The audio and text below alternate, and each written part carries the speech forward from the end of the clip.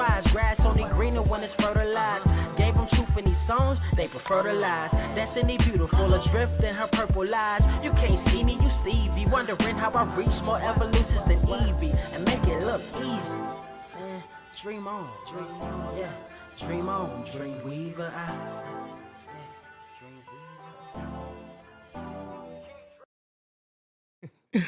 What is up, Earth's mightiest subscribers? It is your boy Ernie, the Blerd Without Fear. Got the homie Carter presents. Welcome to episode 286 of the Blerd Cave, the number one comic book news stream on this or any other Earth in the multiverse that you can find on all those podcast platforms. You all know them all, I'm sure, by now. What was it? Spotify. There's some place called Amazon.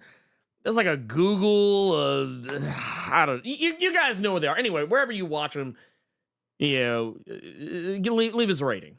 We'd appreciate a rating. Carter, I technically know how you're doing. I mean, but how are you doing? Let's keep it on brand. I finally have been able to sit down and read some of Kieran Gillen's Journey into Mystery.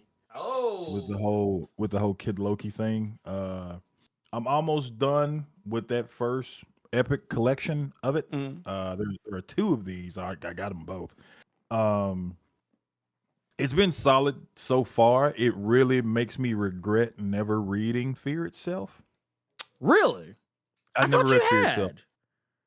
So I read the Thunderbolts part of Fear Itself. That's right. Okay, yeah. I'd never read Fear Itself proper. I know what happened.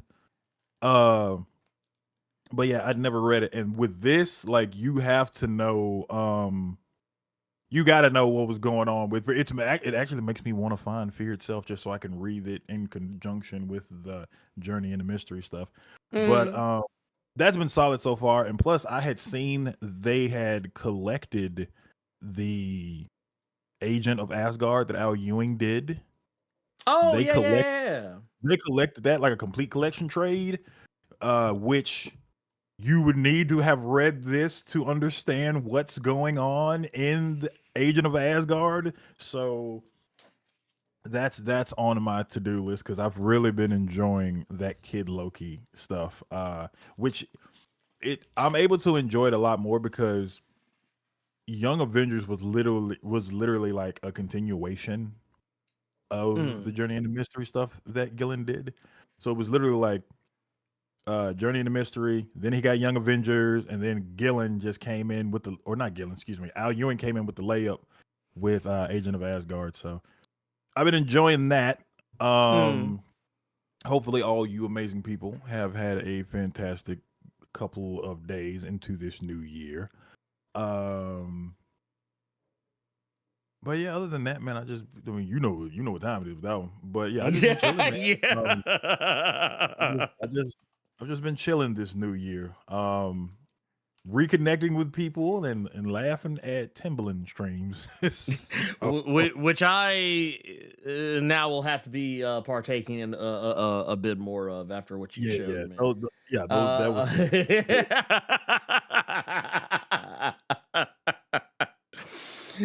Oh God! Hey, yeah, when tracks got to be put in quarantine, yeah, man, you know it's bad. I'm gonna tell you something else I found out though, that I didn't know comic wise. So what's that?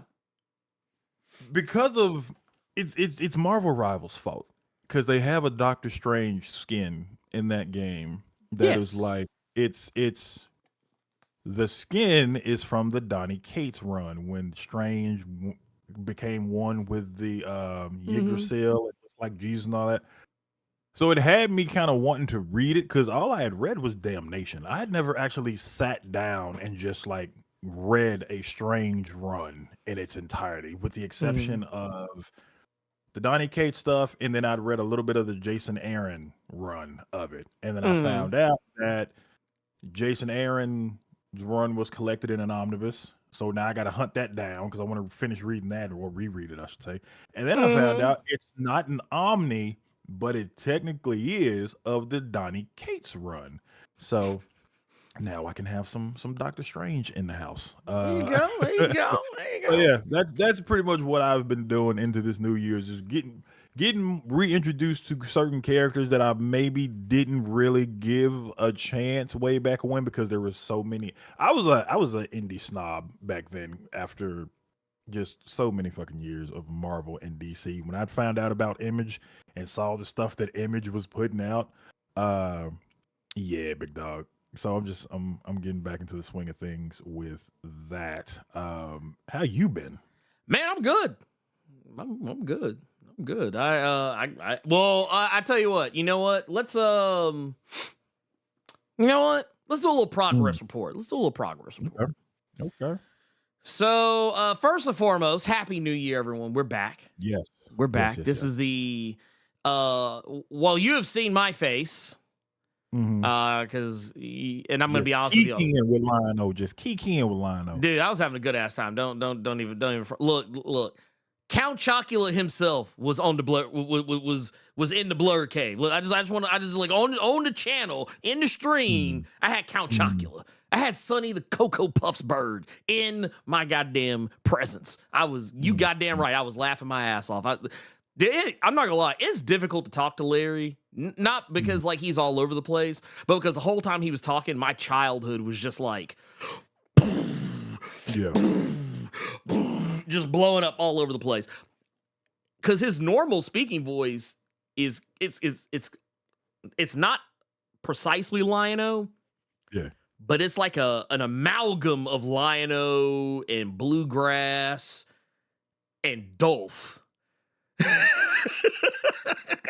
So the whole time I just kept hearing the Thundercats.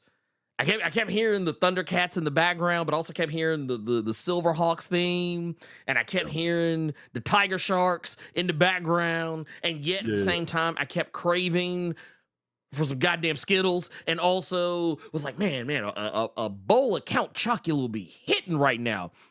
Yeah, man, I wonder if I could mix that with some Cocoa Puffs. Like it was just like just taking all that stuff, just distilling it all into I don't man, also I just want to point something out. I don't know what's going on here in the chat. But there is one person, you know who you are. I'm not gonna say your name, but is just saying random statements. No questions, no conversation, just random statements. I don't know what that is, but I hope you're okay. But anyway, yes, I do agree with the Elite X1. If you missed, if for whatever reason you missed the interview, and God help you if you did. God help you if you did. But if you missed that interview, I implore you, I impress upon you, go watch that shit. Cause let me tell you something. That motherfucker is funny. Like that dude's a goddamn class clown. Hey, you know what I'm talking about here. I'm talking about this right here. So, like I said, look for that thumbnail. Look for that thumbnail on the homepage of the channel. You didn't do one of them bamboozles, did it? Where you did like 3 or 4 different damn thumbnails. No. So here's the funny thing. So with live streams, you cannot do that. Cool. You cannot do that. However, what you will see, well, actually, it depends on when you go look at it, because I've been trying to get in a better habit of this. I've been going back and removing like the countdowns and stuff. I always want to do it, but I always forget to do it. Like for the VODs. But yeah, that's about the only that, and you'll miss like the first like few minutes where it was just me. Like I usually just cut them with the interviews. I just cut it to where it's right when we start talking. But yeah, I will say this.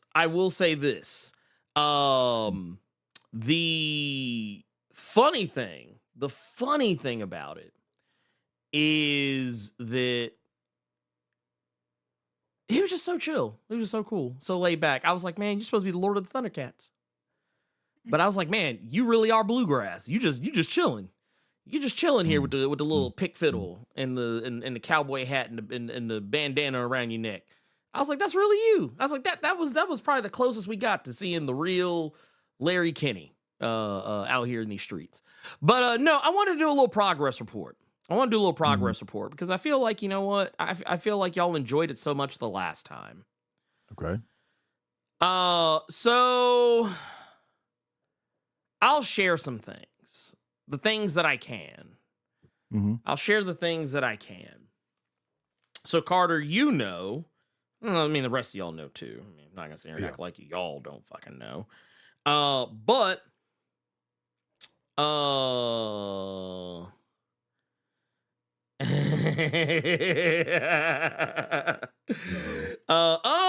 wait a minute. Oh, yeah. See, look, it's unprofessional. Just all on his phone. We are live right now. No. Well, no, it's because Quinn literally just sent me another page. Okay. He just how much is done so far of that comic? I'm not gonna lie, I feel like it's more than half of it. Nice. I feel like it's more than half of it. I could be wrong.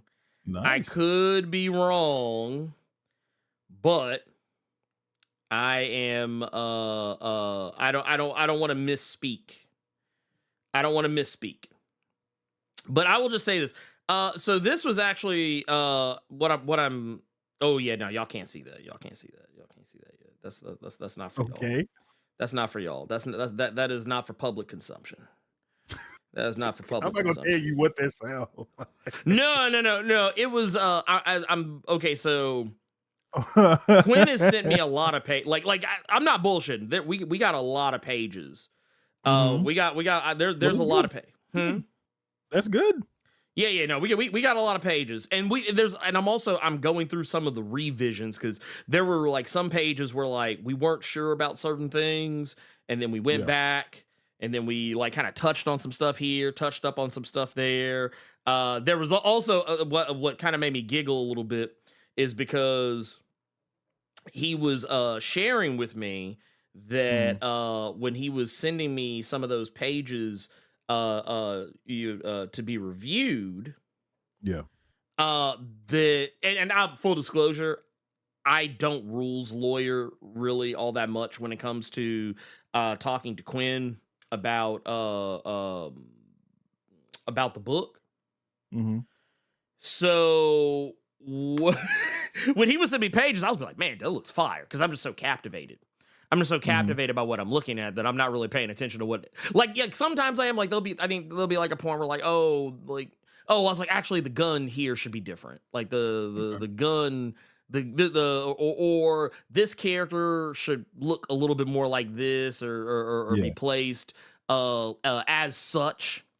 But when it came down to it, when it came down to like actually like, you know, paying attention to where things were in the script, I don't really do that as much, because I'm all about like, okay,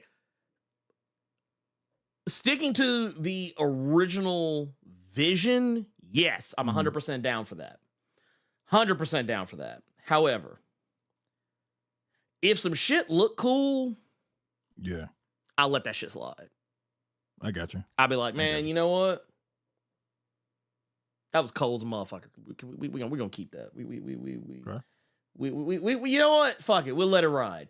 But no, that was basically what that was. But right now, I'm actually pulling these up now. I have like I have to go into the secret folder. It's all in this. It's all in the secret folder.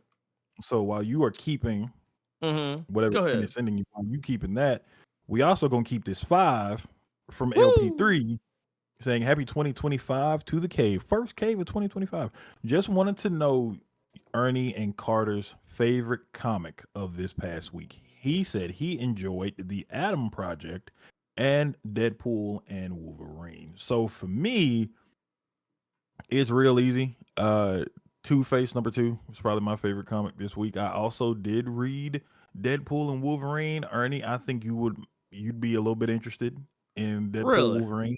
Just because of the creative team. It's literally the X-Force team. It's Joshua Cassar and Benjamin Percy. Well, yeah. That part I did know. That part I did know. Yeah. And after finishing that issue, the twist got me because of who I thought it was at the end, but I was absolutely wrong, and it was somebody else, which is even more interesting.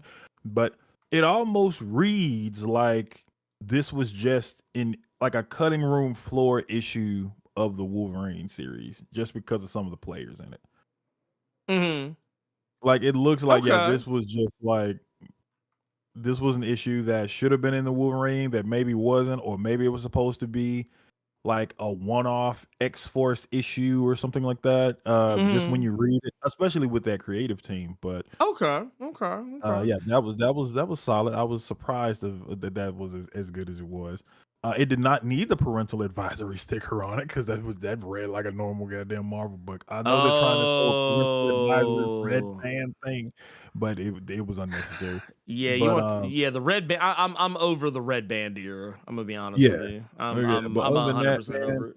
like I'm gonna be real biased, and I'm gonna go ahead and put this out there right now. I don't care where it's nominated, but Two-Face got to be somewhere on Blerd Awards next year because I know we're only 2 issues in, but that there was this bald degenerate that already got to read issue 3. Brent ain't gonna talk about it. But yeah, that's actually why I'm fun. having difficulty. That's actually why I'm having difficulty recalling. Yeah.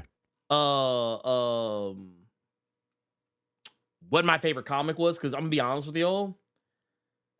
Sometimes it is difficult for me to remember what I can and cannot say. Yeah. So I'll just say, go ahead. I can say thank you to Nick Shy Fanai for $20. He said, "It's been a long time. Hi guys, thank you, Nick. Chef, whatever your name is, thank you for the 20, Nick. I'm okay. It's been a long time. I didn't know it's been a long time. I think this is the first time I've ever seen you in here. But thank you. Thank you for that. This motherfucker is committed. This motherfucker is committed to it. No, I'll first off, shout out to the homie Nick Shafani of Nerd 901. Real quick, because I think this actually bears mention. Okay. Excusez-moi. I want to pull something up because some of you know that the goal or not so much the goal, but y'all know that I do I like to help out with charity streams and stuff like that, and we had the annual Extra Life deal that was going on. This was just a couple of weeks ago, really, and usually what we try and do, we're striving to raise money for Le Bonheur Children's Hospital. In this particular instance, and I was actually really, really happy to hear this. I didn't get to be like directly involved because I think we broke it up to 2 days. I was there for the first one. I didn't get to be involved in the second one because my kid was sick and I didn't want to get anyone else sick. Thankfully, that shit snuck right past me. But everybody else in my house got that shit too. So I was like, I'm just gonna stay the fuck where I am. But the goal was to raise $5,000. The goal was to raise $5,000. But they did more than that. They did more than that. They killed that shit. I was watching that. Yeah, they I still can't get used to Adam with his brother with that bald ass head. I can't. Sons of Anarchy theme music comes on every time I see his brother. Like every time Thank you again for that 20, Nick. True story. The only white man who has ever flipped me off at a wedding. Yep, just right in the middle of the damn service. Right in the middle of the wedding, just like middle finger, like out of nowhere. True story. Mid nuptials, just like bam, just get the fuck out of here. But no, shout out to Nerd 901 for reaching that goal. Actually, I'm gonna pull this up. I don't know where it's at right now, but I know when last I saw, Yeah, it was the goal was 5,000, and they got over it. So literally through hard work, blood, sweat, and tears, and I mean that literally. Like they ruined a lot of Oreos. Let me tell you. And some Legos. Many a Lego was stepped on. God.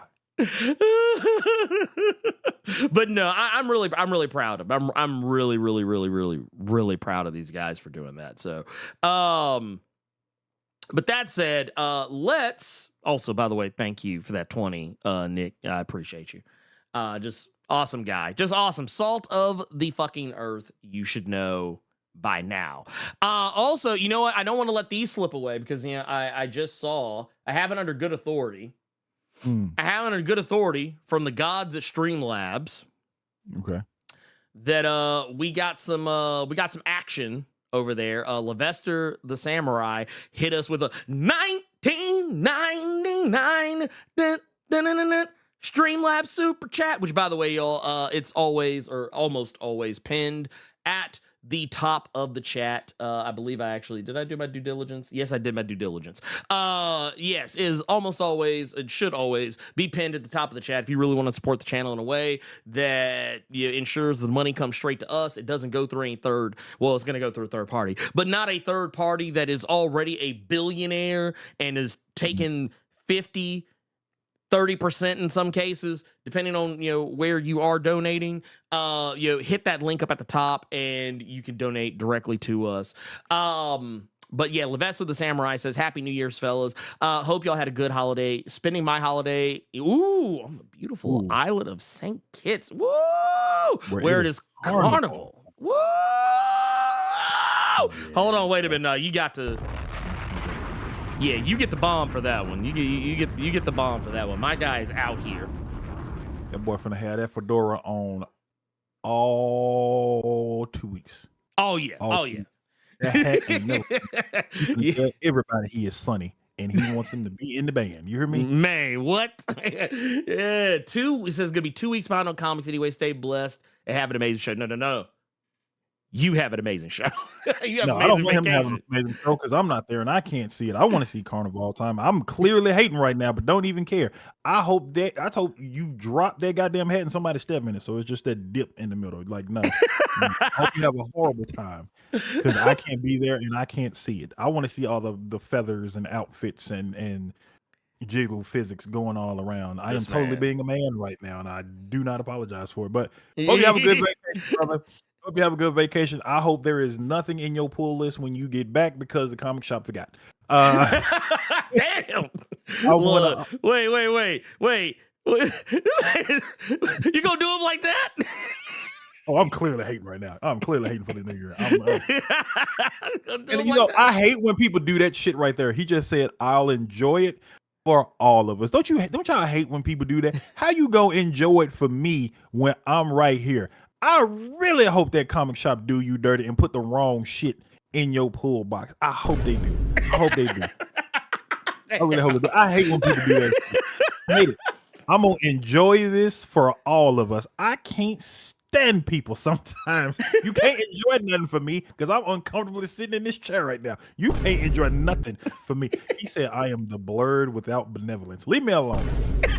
TeeSpring, thank you for that 1999. He's saying this is the first 1999 for the Blerd Cave of 2025. That's also, true. It's your birthday today, TeeSpring. Happy birthday, brother. So thanks for the gift. P.S. Do we have to tap the sign again? Oh, I think we might have to. Yeah, always a mainstay in my Twitch stream. So I got a happy birthday, brother. With just all the love in the world.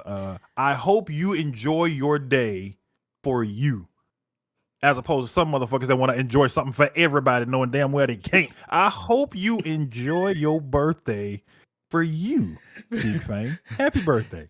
Happy birthday to you and nobody else but you. Happy, but no, in all seriousness though, happy birthday, which by the way, dropping the bomb. Yes. Sigfang out here one more trip around the sun. We love to see it. Also, shout out to you for that 1999. Dun, dun, dun, dun, dun. Happy birthday, super chat. Also, yeah, I don't want to have to look. I don't want to have to do this, but we are gonna have to tap the sign. We are gonna have to tap the sign. I'm just gonna go ahead and put this out here because look, man, I'm be honest with y'all, man. The math ain't mathing. Okay. Okay. Okay. The math ain't mathing. I don't know. I don't know how else to say this. I see 175 people in here. I only see 92 likes. Nigga, please. Nah, we can't do it like that. We can't do it like that. We can't do it like that. Nah, I'm gonna need those to come up. I'm gonna need those to come up expeditiously. Expeditiously. Okay? I need it. Yeah. Look, it's a look, I know. We all forget. Real pimps fuck up too sometimes. But I'm gonna need y'all to come up on that. Please and thank you. Please and thank you. Yes. I'm sitting at 110 as soon as I refreshed it. Thank you. Okay. Because I'm gonna be honest with you. Look, Carter, I'm gonna be honest with you. They're gonna keep fucking with me. And look, I don't want to have to go. I don't want to have to go to a dark place to get them likes up. Okay. Now we can do this the easy way, or we can do it the hard way. The choice is yours. Look, I'm just saying. How we gonna do this? How we gonna do this? I want to thank Ryan Allison for being a Blerd Club Gold Edition member for 40 months. Saying Merry New Year and let's make 2025 bigger than 2024. And I also want to thank the superest of Mishimas for gifting 5 Blerd Without Fear memberships. Thank you for that, Super Mishima, even though that clearly looks like Akuma, I think, in that profile pic, but we ain't gonna talk about it because he's canon in Tekken now. Mulch's deck also just joined the Blerd Club Silver Age. I want to thank you for that. Love to see it. Much appreciated. And apparently Devontrae's birthday is Monday. Monday? So, hey man, you ain't gonna see me Monday. Well, I'll tell you what, you get a preemptive. Yeah. Because you ain't, well, actually, you will. Wait, what is Monday? Is the 6th? Yeah. Actually, y'all will see me. Okay. But I'll talk about that a little bit later in the show. All right. We got another interview coming up. Oh, okay. And we got $5 from Simon 24. Ooh. Saying, Blerd, I know you enjoyed the Larry Kinney. The moment he said there was more bloopers, I looked that shit up fast. You guys' injury was awesome. I know spell check got you, and that was clearly energy, but I'm gonna read it like I saw it to help you better yourself. But yeah, thank you for that. Yes, no, I was having too much fun. Larry's a trip. Like he had me cracking up even more once we went off the air. But yeah, I can't share any of that stuff. But yeah, this is we're getting there's gonna be a I'm gonna have oh my god, why am I blanking on names? I'm a terrible person. Okay, I'm a terrible person. Do not judge me. I am who you thought I was. Okay, I am who you thought I was.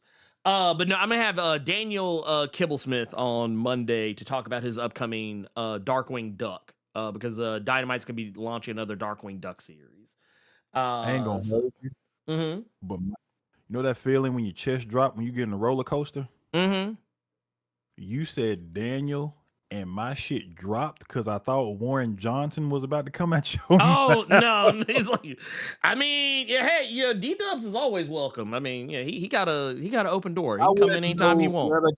I wouldn't know to either give you props or cuss you out for not telling me sooner. But there was a drop in my chest. So I'm like, whoa. Oh yeah, no, you know I would dog. tell you. You know I would tell you. You know I would tell you. That said, I'm gonna give y'all a little progress report. This is something that I kind of wanted to hold a little close to the chest, but fuck it, I'm gonna show y'all anyway. This is just a panel. From this is probably from one of the more recent crop of stuff that Quinn has sent over to me. But I'm gonna share this because I gotta put some respect on Quinn's name. Some ninja named Quinn. I don't know. I gotta put some respect on his name. That you know what? Honestly, I think that's how we're gonna credit him in the comic. Some ninja named Quinn. No, I'm joking. We're not gonna do that. But there will be an inside gag for it. This is a shot. This is a shot from the comic a little bit later, and after the I don't want to call it a cold open because it's not really a cold open, but like after the like initial scene, this is where we're at. So we've got our main character. He's driving in his whip. Y'all gonna have to get the book. Y'all gonna have to get the book to see what kind of whip it is. I can't tell you. I'm not gonna share that. I'm not gonna divulge that information.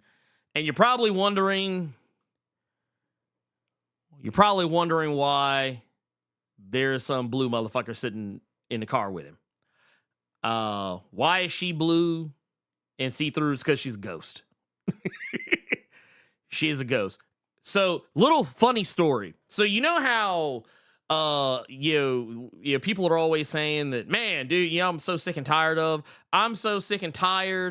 all of these DEI superheroes and all these characters. Everybody's always trying to insert these these woke characters. Like, oh man, you're trying to, why'd you have to add a black character? Why'd you have to add a Mexican character? Why'd you have to add an Asian character? Why couldn't it just be just us white folks like the way God intended? No, see, I decided to do something a little bit different. I decided to do a DEI of a different kind. So there are white people in my comic. Like, there's actually quite a few, actually. But none of them are, like, on the protagonist side. So, for me, my gift of DEI is her. She's my gift of DEI. So, yeah, for those who don't know what DEI means. For too many niggas. That's what DEI means. That's what they're trying to say. That's what they're like. I know it's technically supposed to stand for diversity, equity, and inclusion, but that's what when people use DEI as a pejorative, that's really what they're trying to say. But no, in my book, most of the characters, most of the principal characters, most of the characters that are of import are black and brown characters. The little ghost girl here, she is the one character who is not a person of color, who is in the main group, in the principal characters category. She is the one. She is my DEI, if you will. She is my DEI. She's everybody gets one. Yeah, she's so that way no one can say I didn't include anything, that I left somebody out. That's it. That's all I'm gonna share, because anything else is like, nah, I need y'all to. I'm gonna need y'all to come pick the book up. And thank you everyone for complimenting the fade. We're trying to keep him out here, man. That does not look like me. I want to let that be known. That does not look like me. I could never have a beard that looked that well. I've been trying. I've really been trying to get a beard to that level, to that esteem. But my that. Oh Well, I will say this. So funny story. I'll give y'all this one. I'll give y'all this one for free. I'll give you this one for free. So, Ultimate Carter. Ultimate Universe card. Yeah, there you go. So the person that is a reference, and it might explain. It actually might explain why. It might explain why there is some similarity, and it's because the reference point was this guy right here. See, don't look nothing like me. But in that shot, I can see it a little bit. Oh God, I can see it a little bit. But no, when we because basically when we sat down to figure out who was what people are gonna look like, we looked at it in terms of like casting a movie. So it was like, hey, who do we want the smarmy, the smarmy catty, vampire elder to be modeled after? Oh, we want to be modeled after Sir Ian McKellen, based off his Magneto portrayal, or there was a character that we had in the 5-parter that said I wanted modeled after Warwick Davis, or there's a femme fatale character who we haven't gotten to her yet, but who she's initially modeled after is actually kind of a couple of different people, but largely Keke Palmer. Yeah, so there you go. It's gonna be, but it's one of those things. We wanted to approach it with we wanted to approach it with that energy so that way it's kind of like you already treat it like it is something bigger than maybe what you initially might have believed. Okay. That something said, that is something that's also bigger are these 3 1999s we got from you. Good God. Lovely, amazing people. This first one is from Hazel's son saying, Ernie with the state property Beanie Siegel energy for the like. I'm here for it. Thoughts on Blerd moving on to Substack, keeping it grown for 2025. Okay. We got another one here from Nerd Lord. Let me address that. I didn't know you were gonna talk about that. Okay. Well, no, I can't say because I haven't done it. Yeah. I don't know. I've thought about it. Because I know a lot of writers use it. And some artists I've known artists and they use other stuff, but like I know a lot of writers use it. Yeah. I've considered it, but I'm so terrible with consistency that it's something I'll consider. It is something I will consider. Okay. We got another one here from Nerd Large. He said, Happy New Year, Earn Demetrius. That is disgusting. See Mickey and the rest of the 50 Blerd crew. Yuck. Keep the streams flooded and these comic heads served in 2025. Also, make sure some ninja named Quinn returns on consignment. Damn. No heat. Wow. And this last 1999 is from the director of S.H.I.E.L.D. himself, Gearless Mo, saying, is that a Valiant of Carter Presents? Great to see you both. Awesome work on the Larry interview, Blair Without Fear. Let's get some details on that interview for 3 Kings Day. I don't know. Actually,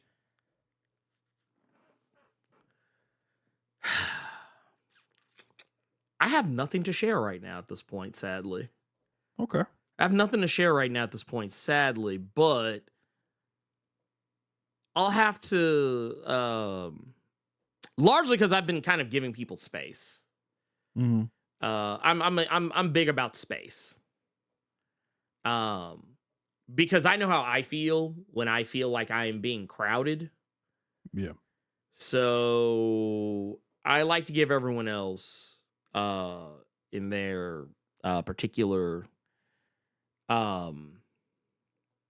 Like I'll put it like this: considering all things that have happened in the last year, I am the guy who will offer comfort, but I am also the guy who will not pester you about your comfort. I'll put it like that. So I just say, hey, I'll just kind of leave out a reminder every now and again and say, hey, this is door open. If you walk through, you walk through. But we'll see. You know what? That gives me something to look to work towards. That gives me something to work towards. Oh no, I just realized what it was. Never mind. I realized what it was. I think it was the thing I actually had said earlier. Okay, yeah. Darkwing Duck. It took me a minute to like piece it all together. But that said, man, that's 3. That's 3 right there, dude. Back to back to back. So you know what we got to do for that, y'all. Thank you for that. 1999. Super chat. 1999. Super super chat. I wanted to be clear in saying that I grouped all 3 of them up so that he wouldn't have to do that shit 3 fucking times. But then I have him on mute right now in the Discord. So when I initially saw him singing it, I knew when to stop. But when his shoulders didn't stop moving, I realized he was continuing. So I still can't hear him right now. And there it goes. Okay. Hey, Larry Kenny liked it.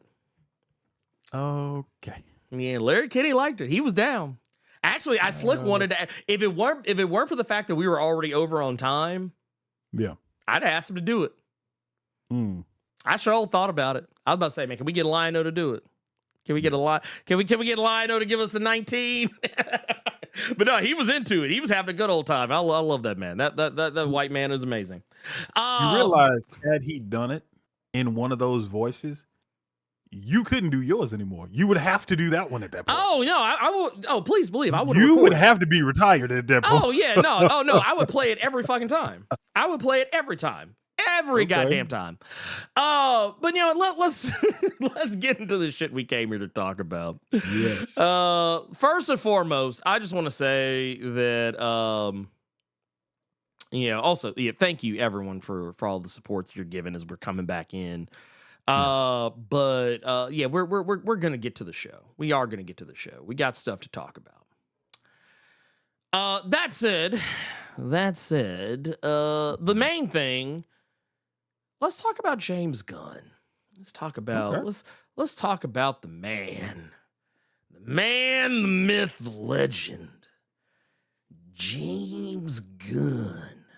I gotta say, now that I've started watching Creature Commandos, he can get in his cartoon bag a little bit. Yeah. I am pleasantly surprised at that. I'm also kind of surprised at how they doing Frankenstein, but it also reminds me of how he was in Penny Dreadful a little bit when it came to the bride. So that's been interesting.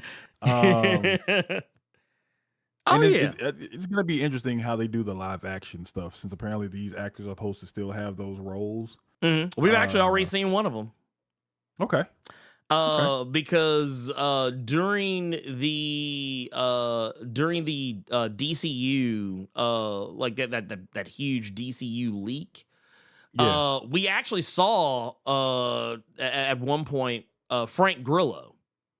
Okay. I'm hoping that brother gets some kind of leading role in all these films, and he's been Punisher in so many movies and ain't Punisher. Then they made him Crossbones and he got exploded in Civil War, and now he's in this, and I didn't know he was gonna be Rick Flag Sr. Yeah, he's yeah. Oh no, the set photos that leaked. Yeah. Some of them had Frank Grillo on set as Rick Flag. Okay, that's dope. That's dope. Now I will say this: his jacket was not as yellow as it is. It wasn't like, it was more of it was more of a honey mustard.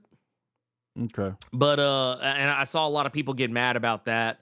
But yeah, no, Frank Grillo, yeah, we've already seen him. So yeah, we know what's up with that. We know That's what's cool. going down there. However, while I have very much enjoyed Creature Commandos, to the surprise of no one.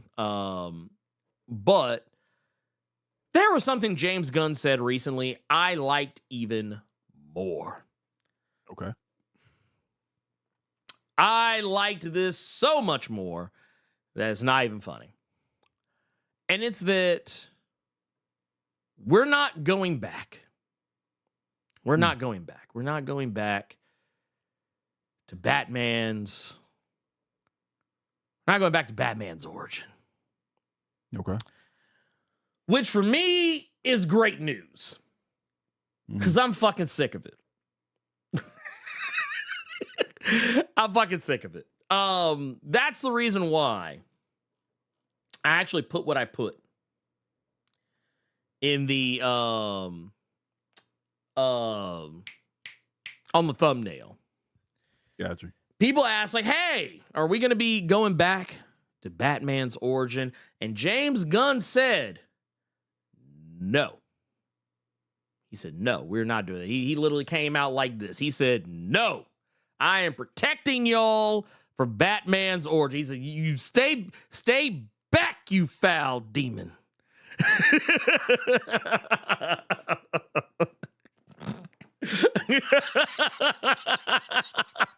I wouldn't expect it.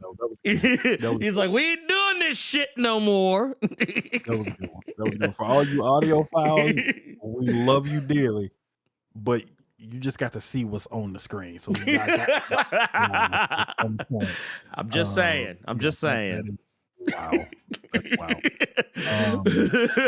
But no, it is. This is. We're not. He said we're not doing that level of fuckery again. And I even said this. Yeah. I actually said this on Threads. I said, look, I don't need to see Martha Wayne's pearls hit that pavement one more time. Okay, I can't do it. I can't do it. It's the same way that I can't see Uncle Ben laying on a street corner. I can't see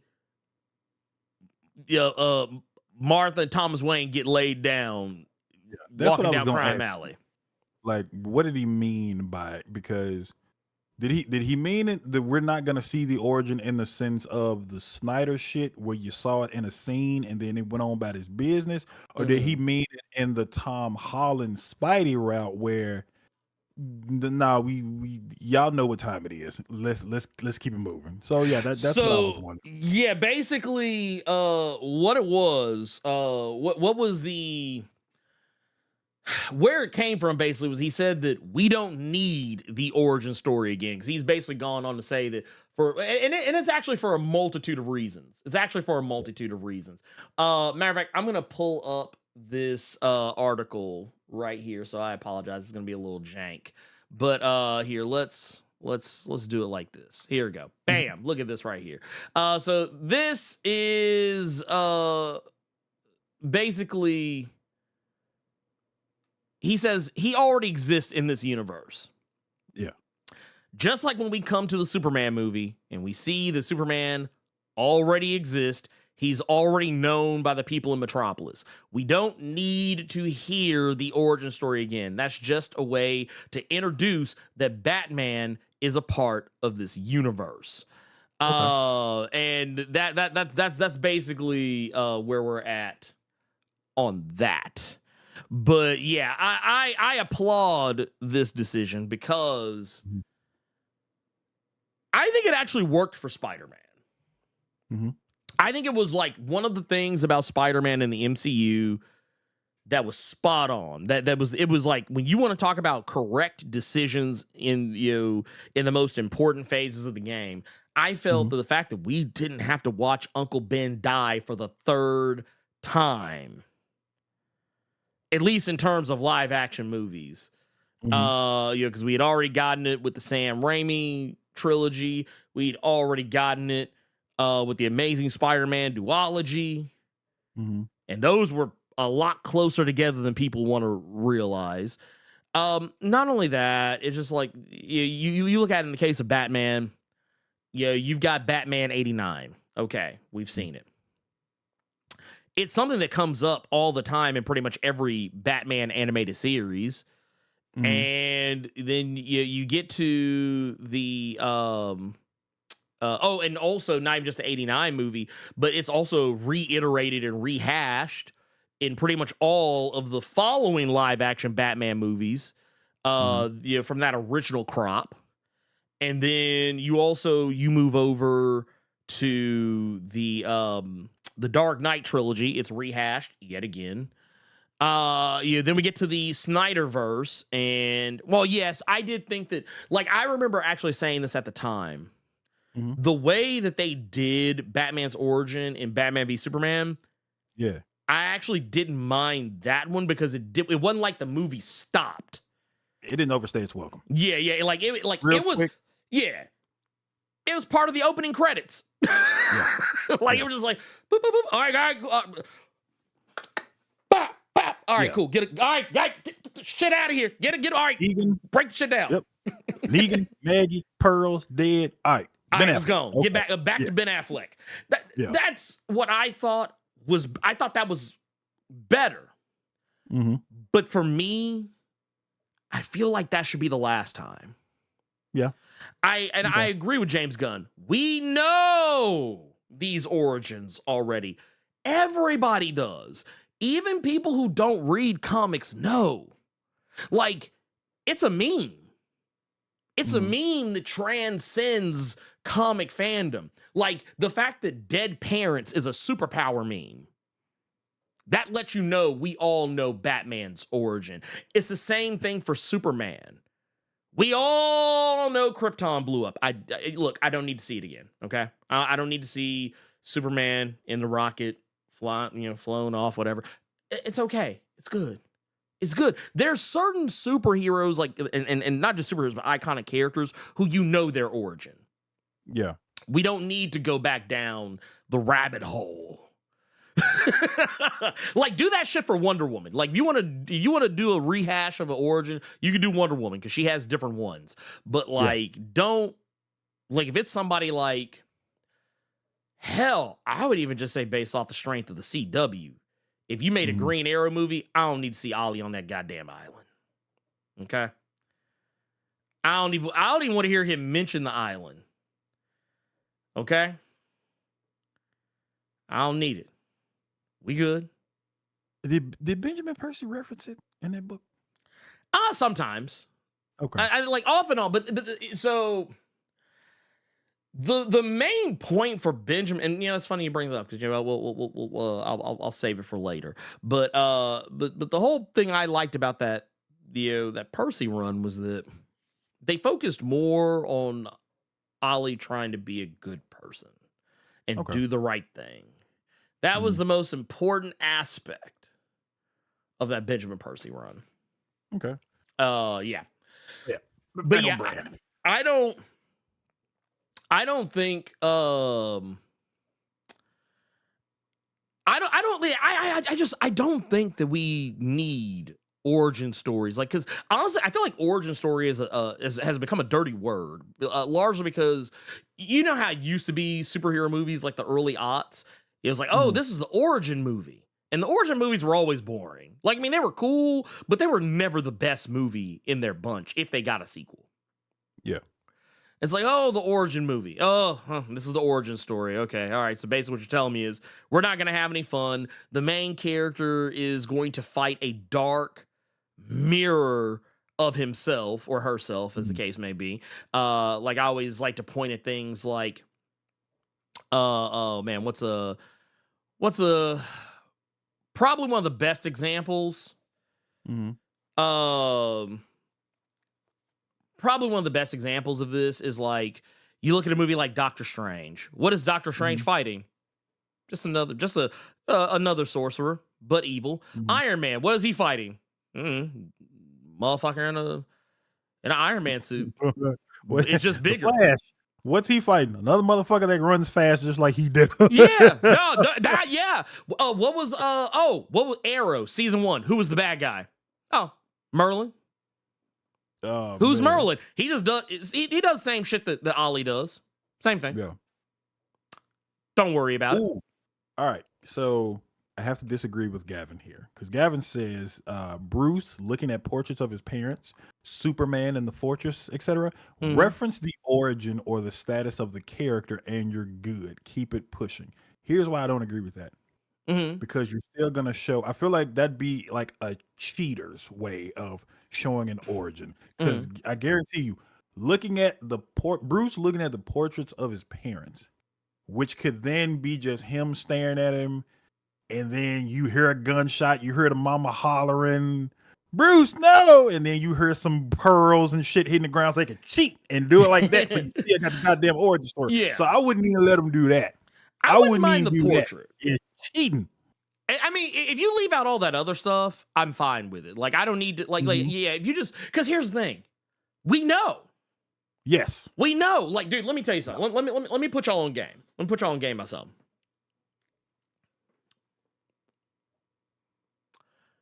My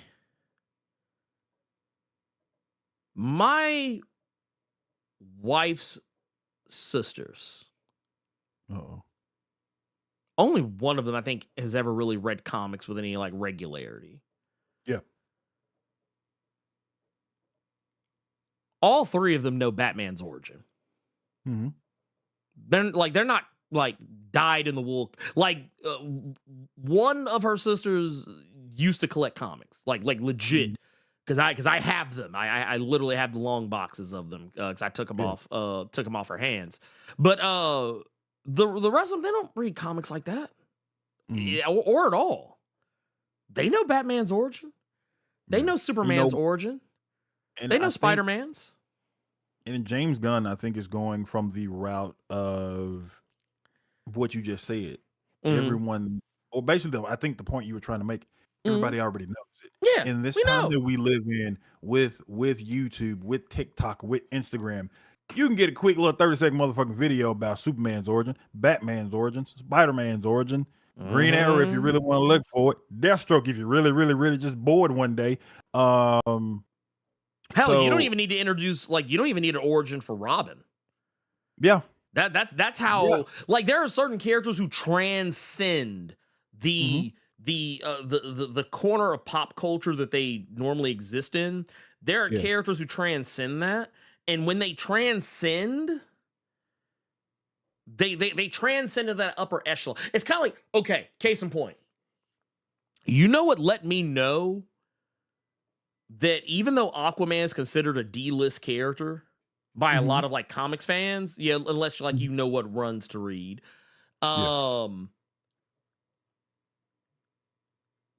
if you can be the butt of a joke on Family Guy or Saturday Night Live and everybody's laughing because they get it, I don't need your origin, pimp. Nobody does. We know who you are. We know who you are. We like Aquaman, especially, and this is another reason too. Because we'll talk. I promise I'll talk about Jason Mimosas. I'll talk about Jason Mimosas here in a moment. I promise. Yeah. But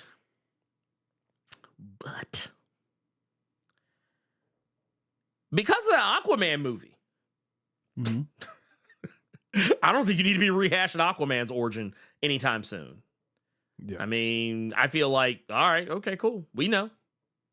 And honestly, I think that, and this is a way of storytelling, I know it's not popular with everybody. Yeah. I think when you tell a story, you are allowed to withhold information. Like, case in point, I don't think that you have to give up every facet of a character's personality, their origin, where they came from in the first story arc. I actually think characters are more interesting when they are mysterious and you just kind of get to know them as the journey plays out. I don't need the full profile, read out the full Wikipedia, the full bibliography. I don't need all of that to enjoy a character, because also less is more. Like, okay, there's a term that is used in filmmaking, TV making, in storytelling, writing, authoring, whatever in general. It's called in media res. For those who do not know what that means that you are starting smack dab in the middle of some shit. Mm-hmm. And I think as generations have gone by, we have been trained to be more interested in that. And I can't think of any like immediate examples, like just off rip. But sometimes kicking off a story in media res to me is more interesting. Like I'm like, okay, cool. We're like up, like it's like you know, when the show starts and you see motherfuckers chasing each other, and it's like, oh shit. I wonder what's going on. I don't know. Let me sit back and find out. And it's like, he's chasing him because, okay, he stole something. Okay, so this guy's chasing. So he's probably like some kind of authority figure. Okay, all right. Okay, cool. Bet. Okay, all right. Now they're fighting. Are you doing that on purpose? Are you bringing up Memento? Because that's what's popping in my head when you say that. Yeah. Okay. Well, okay. All right. Great. That's a nice example. That was the first thing that popped in my head. Okay. Good man. Exactly. Good man. Exactly. Yeah. It just, but no, that thing to me, and I'll be honest with you. Even for myself, I actually prefer it, even in my own personal writing. Okay. Gavin said he was gonna say it too. Okay, not crazy. Right. But no, it's like, but that's what I like though. I like it when you, and to be fair, I'm kind of cheating a little bit with that one because technically that's not where the movie starts. But I mean, it's what one of the sequences starts. You don't know what the fuck's going on. Hell, the movie's fucking backwards. But anyway, point is, I like when a storyteller is not trying to spoon feed me the story, where they're saying, hey, okay, look, just sit the fuck back. Let me tell you this shit, okay? Sit back, shut the fuck up, listen. That I like that shit. Because when the motherfucker's like, here comes the choo-choo train, woo, woo, woo. I don't like that. I don't like that shit. I think it's dumb. Actually, it's actually one of my biggest criticisms of Japanese storytelling. Like when people talk about like anime and manga, it's actually I actually feel like a lot of times I feel like I'm being talked to like I'm stupid when I watch a lot of anime and manga. But with these films being 2 hours long nowadays, or 2 hours and over. Hell, 3 hours almost. Yeah, I think everyone has unanimously gotten exhausted with knowing full well if that's the length this film is going to be. We already know that an hour and a half of that is going to be, or just let's say an hour, is just going to be the origin story. And at that point, you're going to lose a lot of people. You're going to lose a lot of people because we're here to see this movie. We already know all the shenanigans. We want to know what else is going to be happening in this film. When you're wasting time telling somebody some shit that they already know, where if they're going to see this movie, they already know they've done some of their homework on it so that they could enjoy the movie more.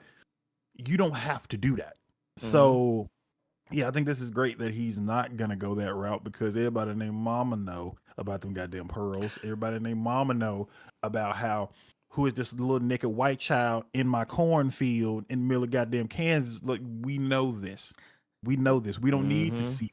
So yeah, I like it from a runtime perspective as well, to where, okay, cool. I can just, as soon as this movie comes on, we can immediately just go to not even the action, but we can go to the story of it. Precisely.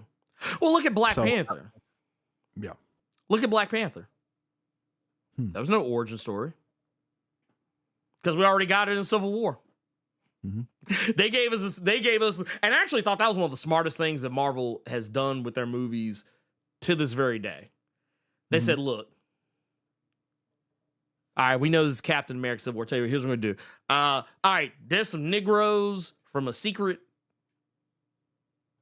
country in Africa called Wakanda, and Bucky kills his dad. All right, yep, there you go.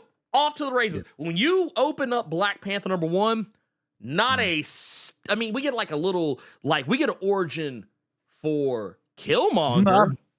Not a backdoor pilot. Yeah, I mean, yeah, no, that was no. But no, that's the thing. Jazz is right though. Jazz is right. No, Jazz is absolutely positively correct. That is the actual terminology for it. It's a backdoor pilot. You just sneak that shit in and go on about your business. Yeah, you ain't got to show nobody nothing. Also, real quick, shout out.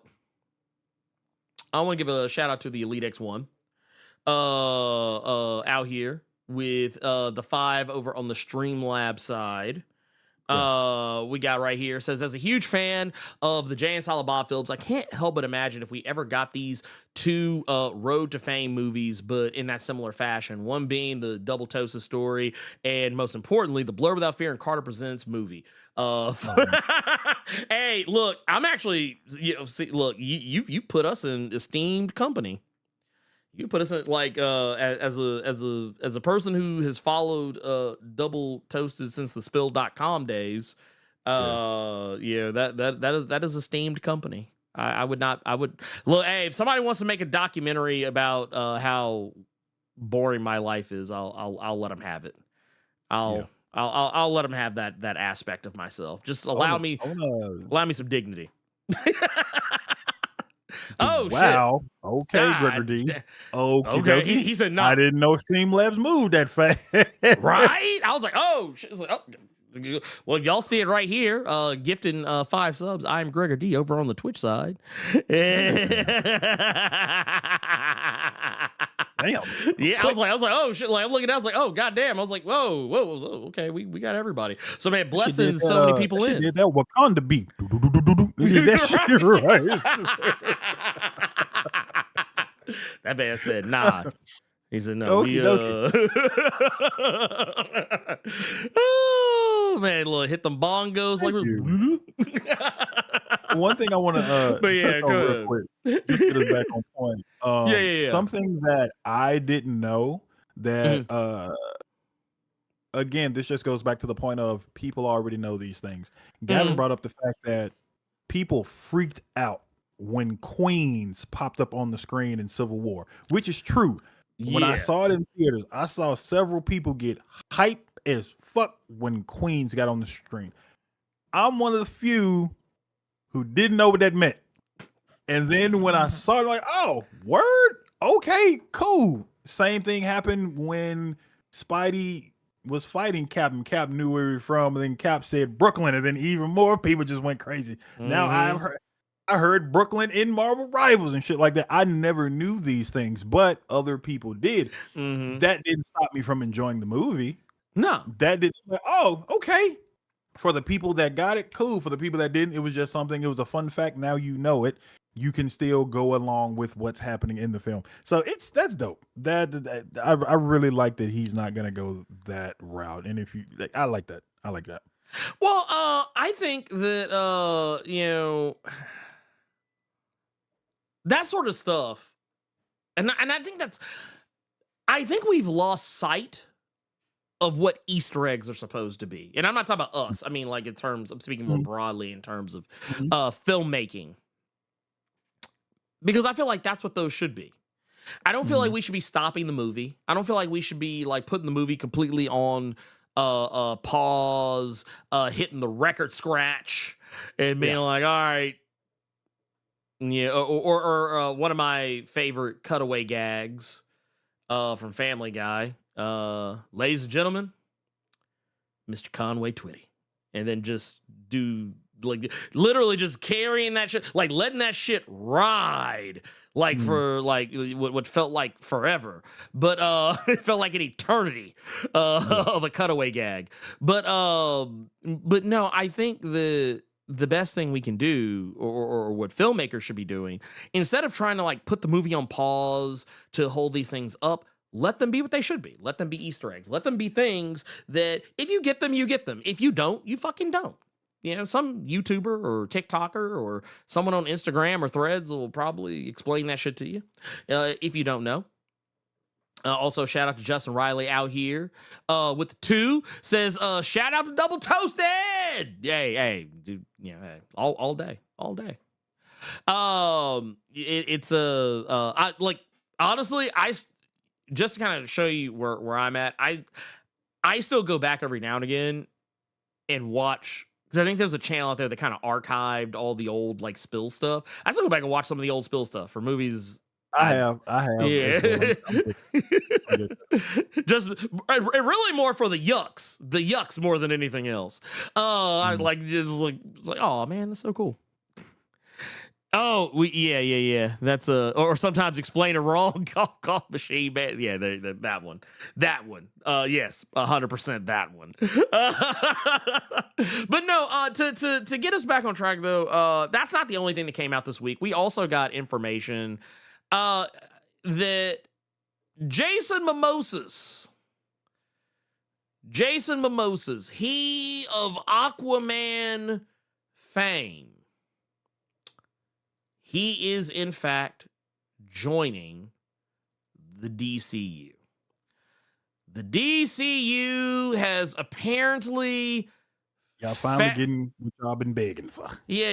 He's finally getting to play the character that he was the character he's been playing, honestly, for the past like decade and a half. I feel like he finally gets to be Lobo. He finally gets to be the main man. Okay, he finally gets to be the main man. Let's be real. I feel like he was already playing that motherfucker in the DCU because that's all his Aquaman. His Aquaman was basically a Flashpoint universe version of Aquaman where Lobo got switched at birth with the son of the king of Atlantis and grew up to become Aquaman. That's all the DCEU Aquaman movies were. Wild if this was his Deadpool moment. If I don't know who's gonna be doing this, because as far as I know, and you can correct me if I'm wrong, he's supposed to show up in the Supergirl movie, correct? Yes. So if they let him act a fool in that movie as Lobo, they better because not. To me, okay. They better not let him cut too loose. Am I happy that he is being cast as Lobo? Sure. People have been saying that shit for years. Yeah. Let's see how it's going to look on the screen. But is it really going to be like Lobo showing out, or is this really going to be more like a quick thing? This is something that's not Wet Panther.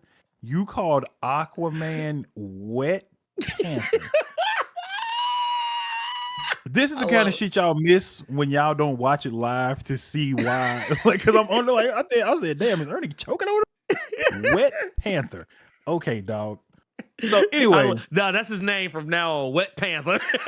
Wet Panther. Jesus. Because they kept reusing all that shit from Black Panther. They're like, oh, when they did the Atlantis sequence, it was like, oh, y'all saw, somebody saw Black Panther. Somebody saw Black Panther and said, let's go. Well, okay, so I know you meant okay, but Gavin is saying, "Oh, I mean that Ryan Reynolds wanted Deadpool and wanted to be Deadpool forever and fought for it. Then he finally got it. I don't think he's gonna get a quarter as wild as Deadpool. What I mean though is, with this being a Superwoman movie, is he going to really be able? Okay? I don't think he's gonna get a lot of screen time in it, but it reminds me of the screen time that we got from Superwoman in the Flash movie. If they go that route with Lobo to where it's still Supergirl, Woman of Tomorrow, that's gonna be tight. If we can really see like this is, it goes back to the Blerd Awards with Hickman's Spider-Man. Y'all been begging for this, and you finally got it. So my fingers are crossed for all of you. Okay. We got him as Lobo, even though to be perfectly honest, I kind of want to know what's going on with him in the Fast and the Furious movie, because I really liked him in that movie as that villain, and we ain't heard nothing about that goddamn movie. So that's more so what I'm looking forward to with Jason Momoa. But all right, we got him as Lobo now. Yeah. How we gonna see it? Like, because I don't want to get too excited for it, because you know what happens if you get too giddy for some shit. It's gonna disappoint you either way. So, 100%. 100%. So yeah, this is gonna be something that it's gonna be fun. I know it's gonna be fun with James Gunn helming this whole thing and quarterbacking this whole thing, or Bill Belichick. Maybe he's Bill Belichick in the whole thing. So I'm really excited to see this. I'm happy that we're getting to see this. Oh no, same. Also, shout out to Tubes, the one with the Blerd Club Silver. Says Batman, Superman, skip Origins, show Wonder Woman. I want to see Clay. No, same. I want to see the actual like if you do Wonder Woman, I'd be, like I said, I would be okay with seeing a Wonder Woman origin, because like I said, she has different ones. So I mean, like, and I feel like if James Gunn did it, he would not do the origin that the DCEU did, which was more reminiscent of the New 52. Okay. Whereas I feel like what he would do is he would just stick to the classic Clay stuff. And I don't have a problem with that, but Ernie, I gotta be honest with you. Well, I kind of want to see Absolute. I kind of want that origin now. They can do that too. I wouldn't be against it. No problem with any of you all who want to see that Clay. I have no problem in the world with it. But if they were to do the origin and they take Kelly Thompson, I ain't mad at it. That's all I'm saying. Who the fuck would they cast for her though? I don't know. What would you want as Wonder Woman now in this new DCU? Well, I can tell you who I don't want. Oh, here we go. They can take Gal Gadot's crazy ass on up out of here. Yeah, keep her good and far the fuck away. No, you know what I would do, man? I'm not gonna hold you. Because I don't. Okay, so here's one thing I don't that I don't want. Remember when we got oh god, what was it? The Daredevil movie, and we got Elektra, and it was played by Jennifer Garner. Yes. Yeah, I don't want to ever see that shit again. I don't ever want to see no shit like that again. I don't ever want to see that shit ever again. I knew it. I knew somebody was gonna say it, and I didn't want to check anybody beforehand, but I knew somebody was gonna say it. As amazing as that would be, we don't know if Rhea can act. Oh, it's about Rhea. Oh yeah, okay. I'll be honest with you. I don't want a bog standard. I mean, I love Rhea Ripley as much as the next person. I know where you're going. Yep. Yeah, I don't want no bog standard white woman. I would prefer to be someone who's actually Greek. Like there are Greek actresses out muscles there. And the whole thing, and she is fit. And she is. I see you, but no. And see, that's one thing. And this is why I'm glad James Gunn is in charge, because James Gunn doesn't do stunt casting. Okay. I'll be honest with you. Stunt casting is my least favorite type of casting. Period. Hands down. End of story.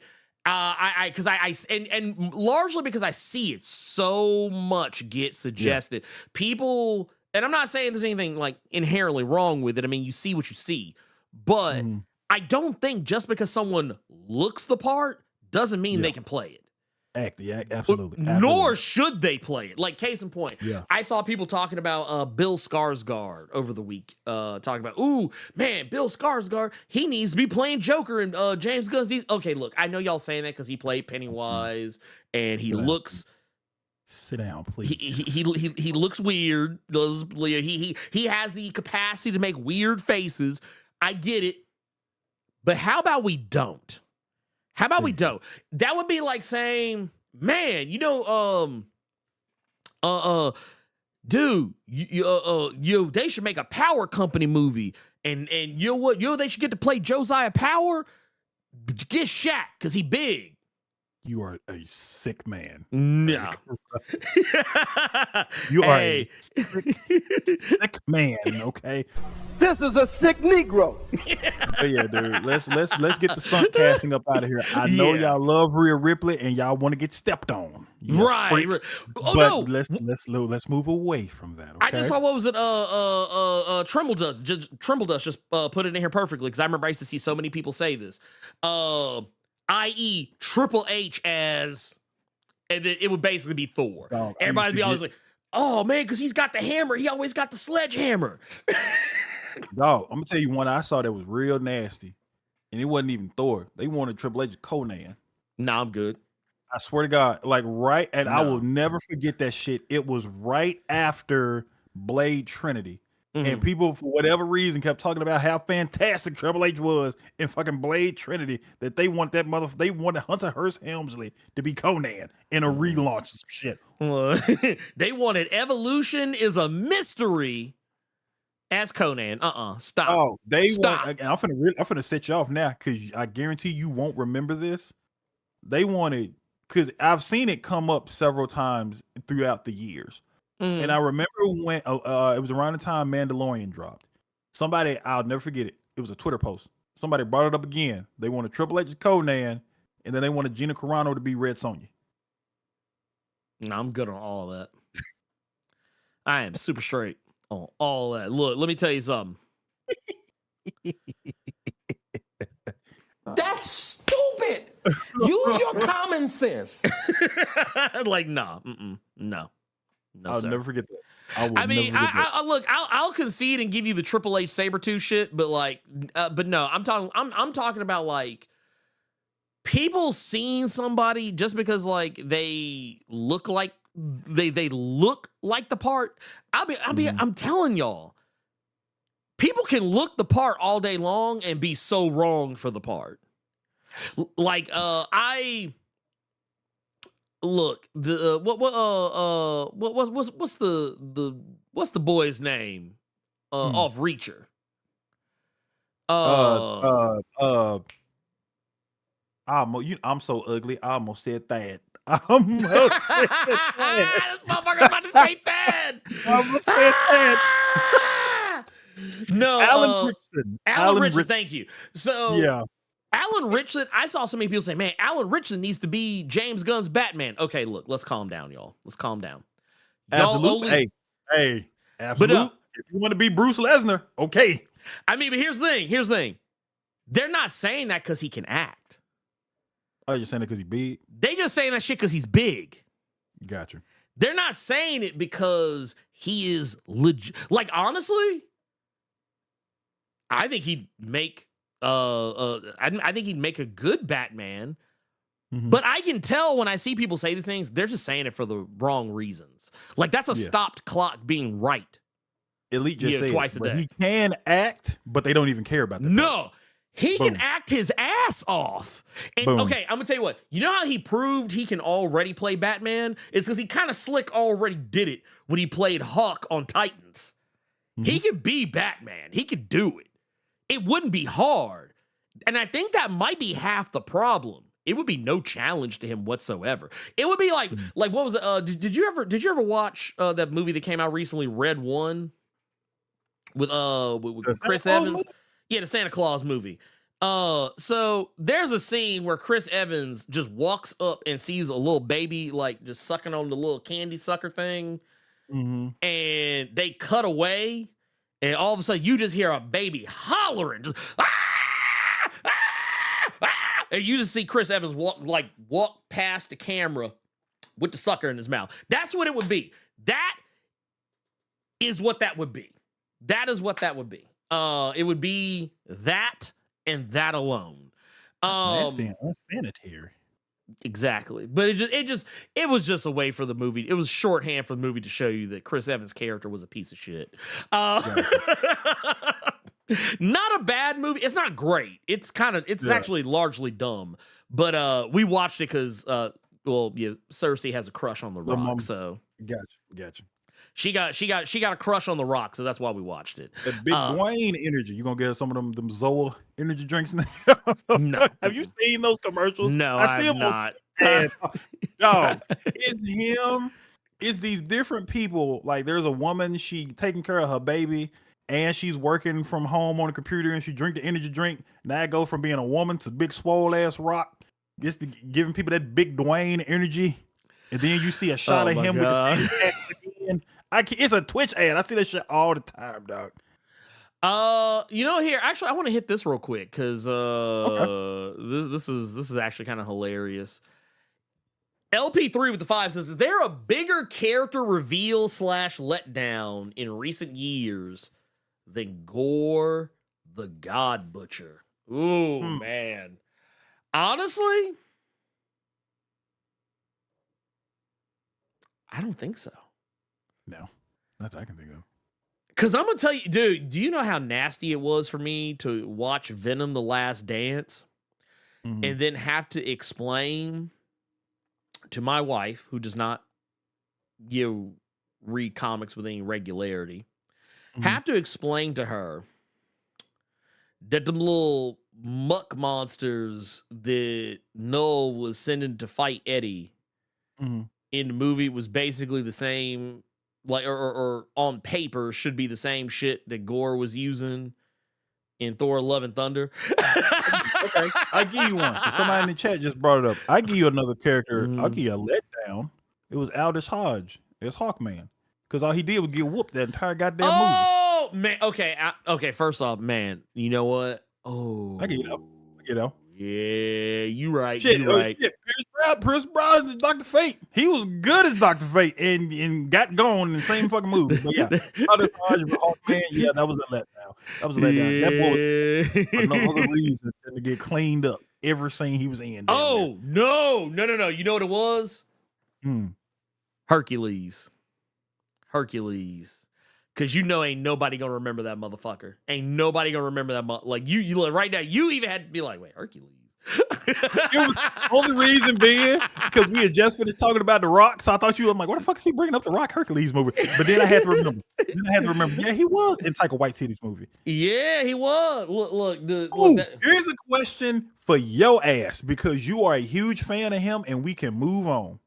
If James Gunn was to announce that Taika Waititi was doing a DCU movie, would you be excited or would you be thinking about what you got last? Take that pirate show and that vampire show out your goddamn mind.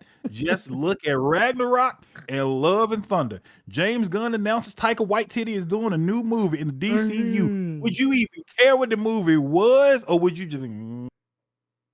I'm not gonna lie, I'd be apprehensive as fuck. Okay. I'd be apprehensive as fuck. And the reason why I say that is because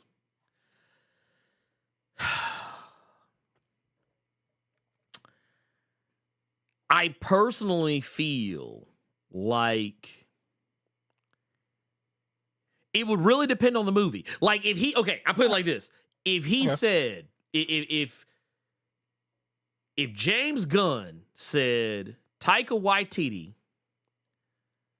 is directing the if he's directing the Green Lantern movies, I would be so disappointed. I would be so disappointed.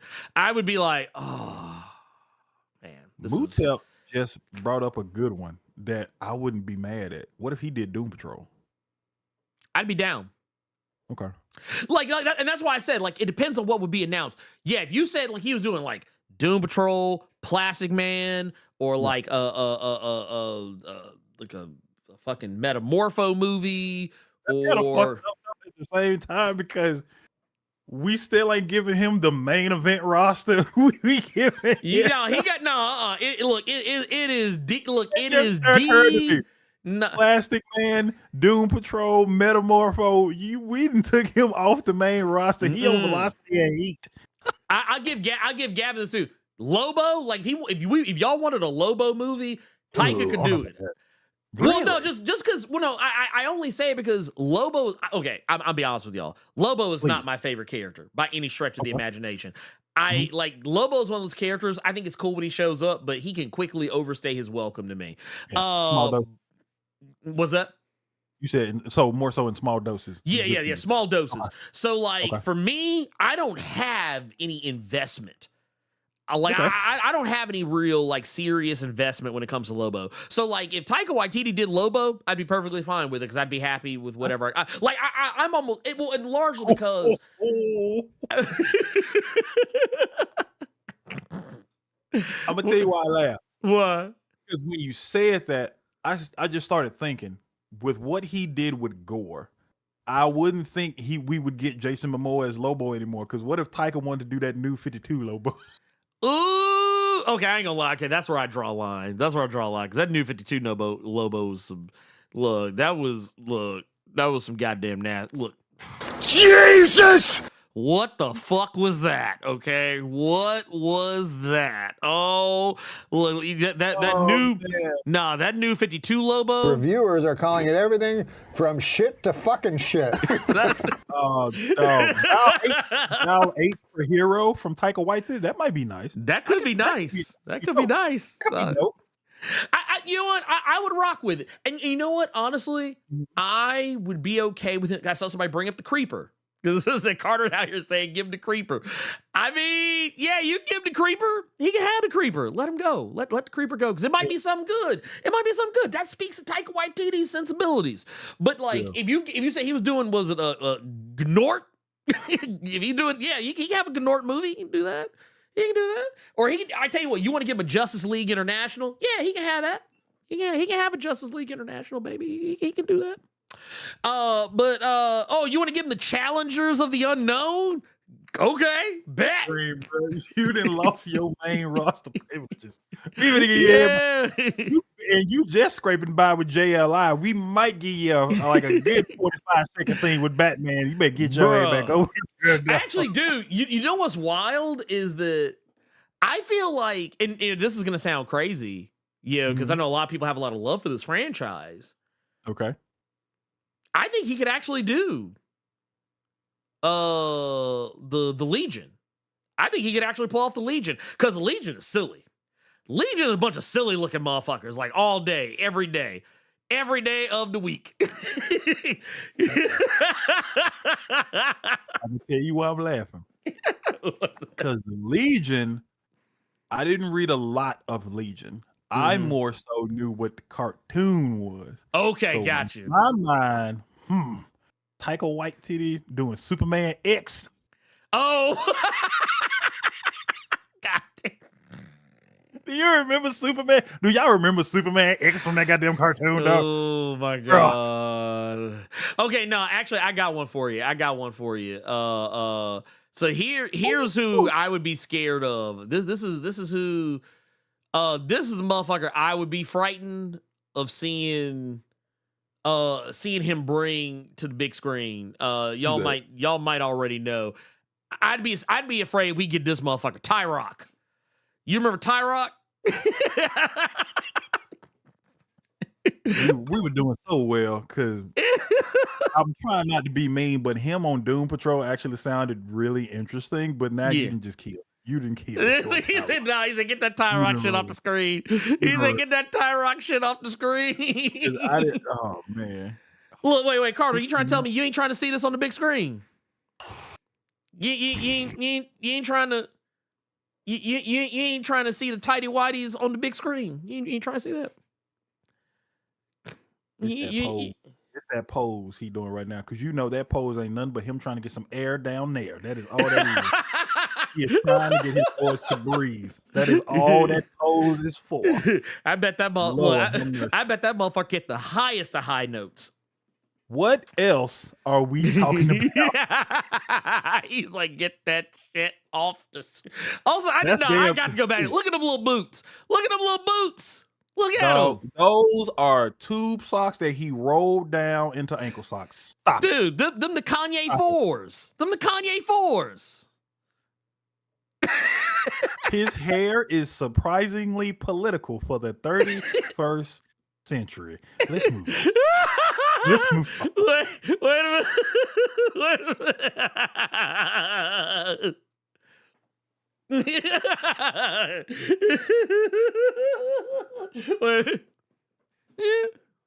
Jesus Christ. Yeah, I mean, a little bit. Look, I ain't gonna lie. I'm not gonna lie. If Grace Randolph would have saw this in the DCU and she said that shit, I'd be like, she kind of right. I'm like, she kind of right. She kind of right. A little bit. Yeah, you know. If she said that, I'd have let it slide. I'd have let it slide. I would have let it slide, okay? I'd be like, you know what, maybe she's right. He a little... He a little cool breeze. He a little cool breeze out here. I don't want to talk about DC no more.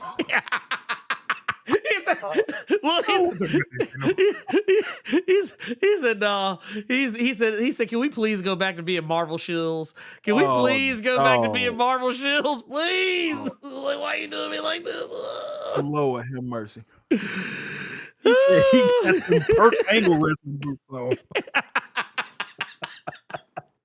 Bruh. Oh no. Okay then. Oh god. Dude, and you know what? I didn't think about it till just now. What? But you know what they were trying to do. You know what they were trying to do, right? Here, I want to see if can I get this on the I want to see if I can actually get this on the thing. Here. Okay, look. Carter, I want to show you something. The Cruiser pegged him, yuck, with dual mega blasts. Look at them little wings off the boots. You know what they was trying to do. You knew what they was going for. I'm telling you, those just tubes. Like he just rolled them down. They just coming back up because he moving too much with his leg. He moving his feet too much. Somebody show me the Namor reference that was used for this image. Somebody show me, because you can't tell me it wasn't. Somebody was looking at Namor when they drew this. You can't tell me otherwise. Somebody. Said, can we go back to talking about New 52 Lobo? We need a mouth rinse. Wait a minute. Oh, no. Look.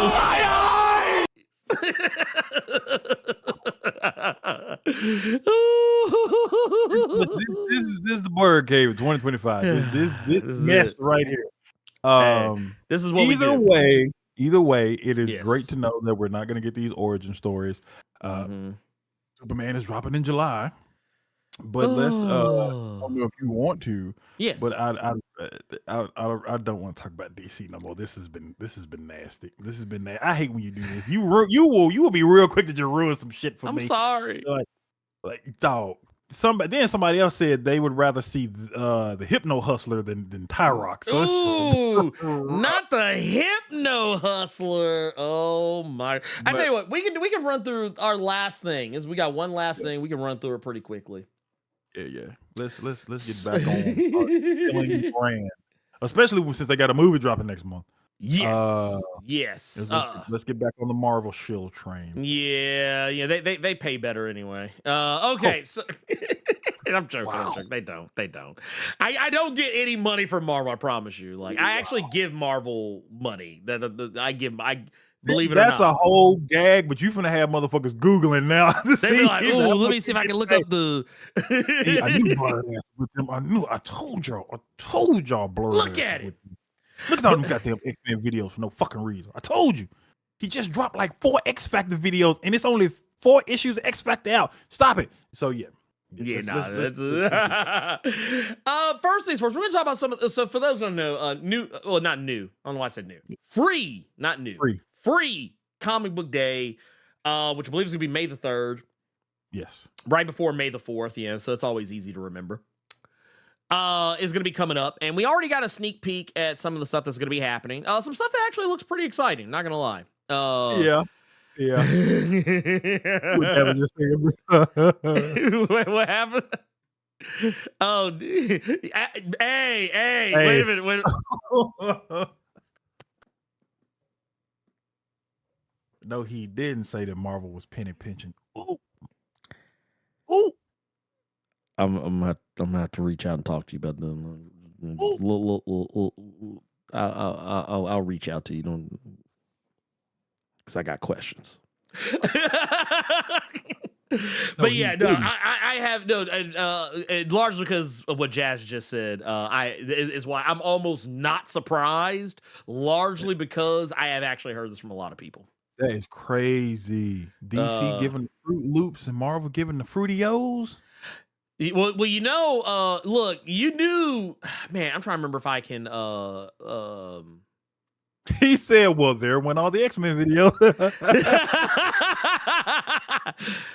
So anyway, welcome back to the channel. Today we are going to be talking about the entire run of Action Comics, going all the way back to the very beginning. we finna get one of them Rob like 3-hour joints. We finna get a dog. Y'all finna go to sleep with the Ernie video on. Wake up, that shit got like an hour and a half left. You didn't even know you slept through all them YouTube ads. You thought you hit skip every time. Nope. Ernie still talking. Wait a minute. I'm trying to remember, what was that? Remember that ad? I know you remember the ad, Carter. The one that DC used to have, that they hold the line at $2.99. Oh, we draw the line at $2.99. Yeah, I remember that. Draw the line. Look, they said that's why we draw the line at $2.99, baby. We trying to keep this money for everybody else. But yeah, no, I actually, I know it always seems like I'm punching down on DC Comics, but I don't think people realize how much I actually enjoy DC Comics. Like, I just enjoy them quietly a lot of the time, mostly because they don't believe you like Jed McKay. So that is true. That is true. Like, it's that's the thing. You know what's gonna happen? Someone's like I already know. Like, I was about to say something, and I can already see that it's about to get, like, I can see it get clipped, like, ahead of me even saying it. But like, yeah, there's people. According to the internet, I hate Jed McKay. Yeah. According to the internet, actually, there were some people who called me a Gail Simone hater because of some shit I said about one of her recent Uncanny X-Men issues. And here's the thing: I only said one negative thing, and it wasn't even like. So. Yeah, exactly. Like, there you go. You shouldn't have said that part. Look, it don't even matter how much I glaze Gale up on the regular. I say one thing, and it's like, oh, he a hater. Don't hate my friends, Ernie. He's like, don't hate my friend. but no, that's the crazy part. That's the crazy part. So like, no bullshit. No fucking bullshit. Because of the things I have said, like the criticisms I have laid at the feet. Yeah. The criticisms I have laid at the feet of Zeb Wells. Everyone thinks that I actually hate Zeb Wells. They think I hate Zeb Wells. Like, no, I don't. I'm literally talking about, like, I enjoy a lot of his other work. I just didn't like that one thing. Jed McKay, love him. I don't. Like I'm literally giving this motherfucker money. I criticized a Moon Knight reveal, and everyone's like, "Oh, see, he one of them." They like, he one of them. Like, they like, what was it? I said I didn't like the Blood Hunt reveal. Everyone's like, "Oh, see." Never mind that I've been talking glowingly about his Avengers run that no one else is talking about. Yeah. That's because that's somebody that everybody thinks that you should unanimously love. Because look at, again, I give a clear-cut example. You and I, that I have seen, are one of few that when we talk about the Benjamin Percy X-Force run, that Gene Engineer shit, bad. It was bad. It was bad. Nobody talks about that fact at No. all. Why? Because ain't nobody really paying attention to Benjamin Percy, which is bad because he is good. Because he's good. Jed McKay, highly praised by fucking everybody. You say one bad thing, you fucking hater, you just hurry up and get through this free comic book day bullshit so I can go and give this video a thumbs down. Same thing. It's the weirdest shit in the world. The weirdest shit in the world. It don't make no goddamn sense. But but go ahead. Now I feel like if I had a nickel, for every time that someone said, "Oh, he's a hater," it's like, man, leave me alone. Now Rob shitting on Black Bolt. Here's a fun fact about that I don't think a lot of you all realize. Do y'all know that whole Rob Black Bolt shit, it started here? Yeah. It literally started here. First Blerd Cave annual you all ever saw. It started here. That's one thing I don't see people bring up as much. Man, where did all this come from? Well, I'm gonna tell you what's funny to me though. Like, I will be the person. Mhm. And actually, I appreciated that. I actually appreciated this when I had talked to Declan about Thundercats the first time. Okay. And one of the things he brought up was my apprehension. Like my initial apprehension with the series. And I actually thought it was cool because he didn't take it personally. Like, he recognized that, like, yeah, it's a big ask. It's a big ask to say, hey, Thundercats 2024, you down? It's a big ask. Yeah. And that's coming from me, a guy who's a fucking huge fan of Thundercats. Dog, look at Captain Planet. Captain Planet is that's a big, that ain't space risk. Though. You ain't lying. That's Captain Planet is a risk, dog. I'm reading that motherfucker. That's a big one that you asking a lot of people. But shit, I don't mean for when I do this and then we get all off. Oh yeah. We'll get free comic book day, my brother. Free comic book day. Let's do the thing. Okay, so first and foremost, one of the things we're gonna be able to see is there's the Amazing Spider-Man Ultimate Universe deal that's gonna be coming out. Because the way they do a lot of these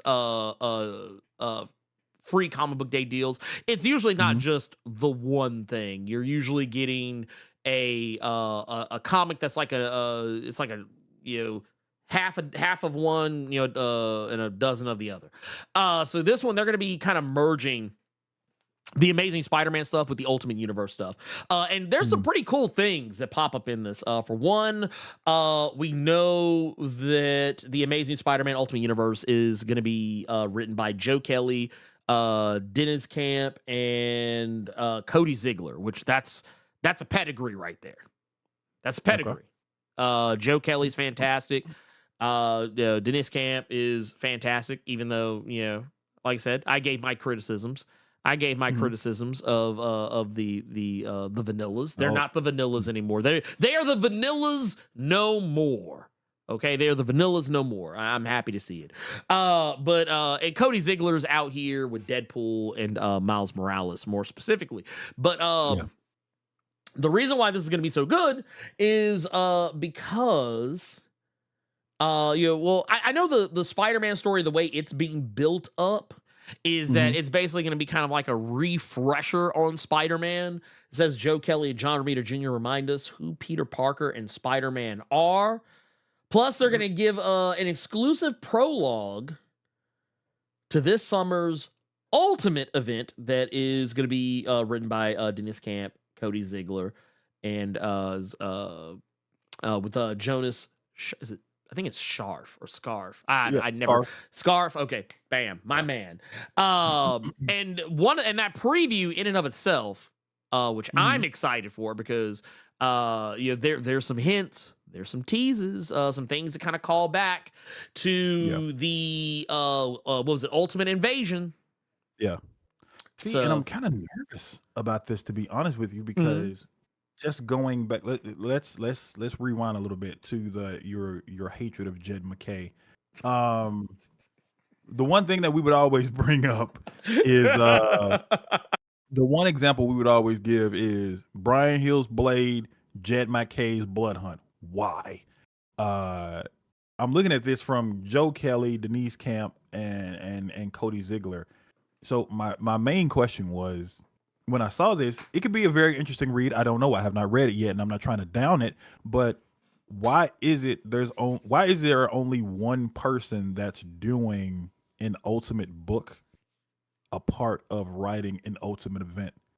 Where is Hickman? Where is Brian Hill? Where is Peach Momoko? Why would the people that are currently doing the Ultimate universe and moving that motherfucker along, why are there only one person? That was the one thing that kind of struck me as a little bit strange. And it made me think of Brian Hill Blade going into Jed Mackey Blood Hunt. Huh? Like, now Denise Camp with that Ultimates book, it was great. This newest issue was good with that new version of Guardians of the Galaxy. That was solid. Cody Ziegler, Ernie Praise is on the regular with Miles Morales and Deadpool. But I just thought that was really, really strange that the people responsible for the Ultimate event is only one person that's writing an Ultimate book. I thought that was a little bit strange. Yeah, it is a little odd. It's a smidge odd. But I will say this: if it was going to be anybody, I'm glad that it was Denise. Yeah, I'm glad. Yeah. Well, and if you're going to have somebody that's not, because to my understanding, I don't think Cody's writing any Ultimate stuff. No, he's not writing. No. I can't remember. I was thinking ahead on like stuff that's been solicited. I was like, I don't remember him writing anything that's even coming up outside of this. So yeah. But I will say this, I feel like Jonathan Hickman's very good about, leaving notes. Yeah. For his stuff.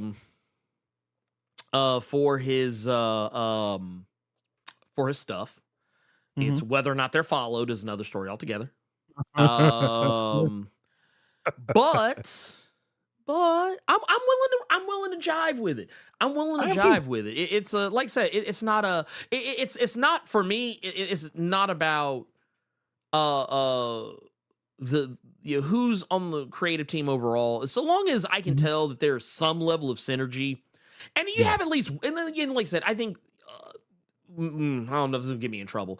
I think of all the people writing in the Ultimate spectrum, I think everybody's great. I think everybody's great. Because you've got Brian Hill, you got Peach Momoko, you've got Denise Camp, Jonathan Hickman, obviously. I think it's nothing but heavy hitters. People that are competent writers who know how to weave a narrative. But if there's any one thing I'm a little bit concerned about is,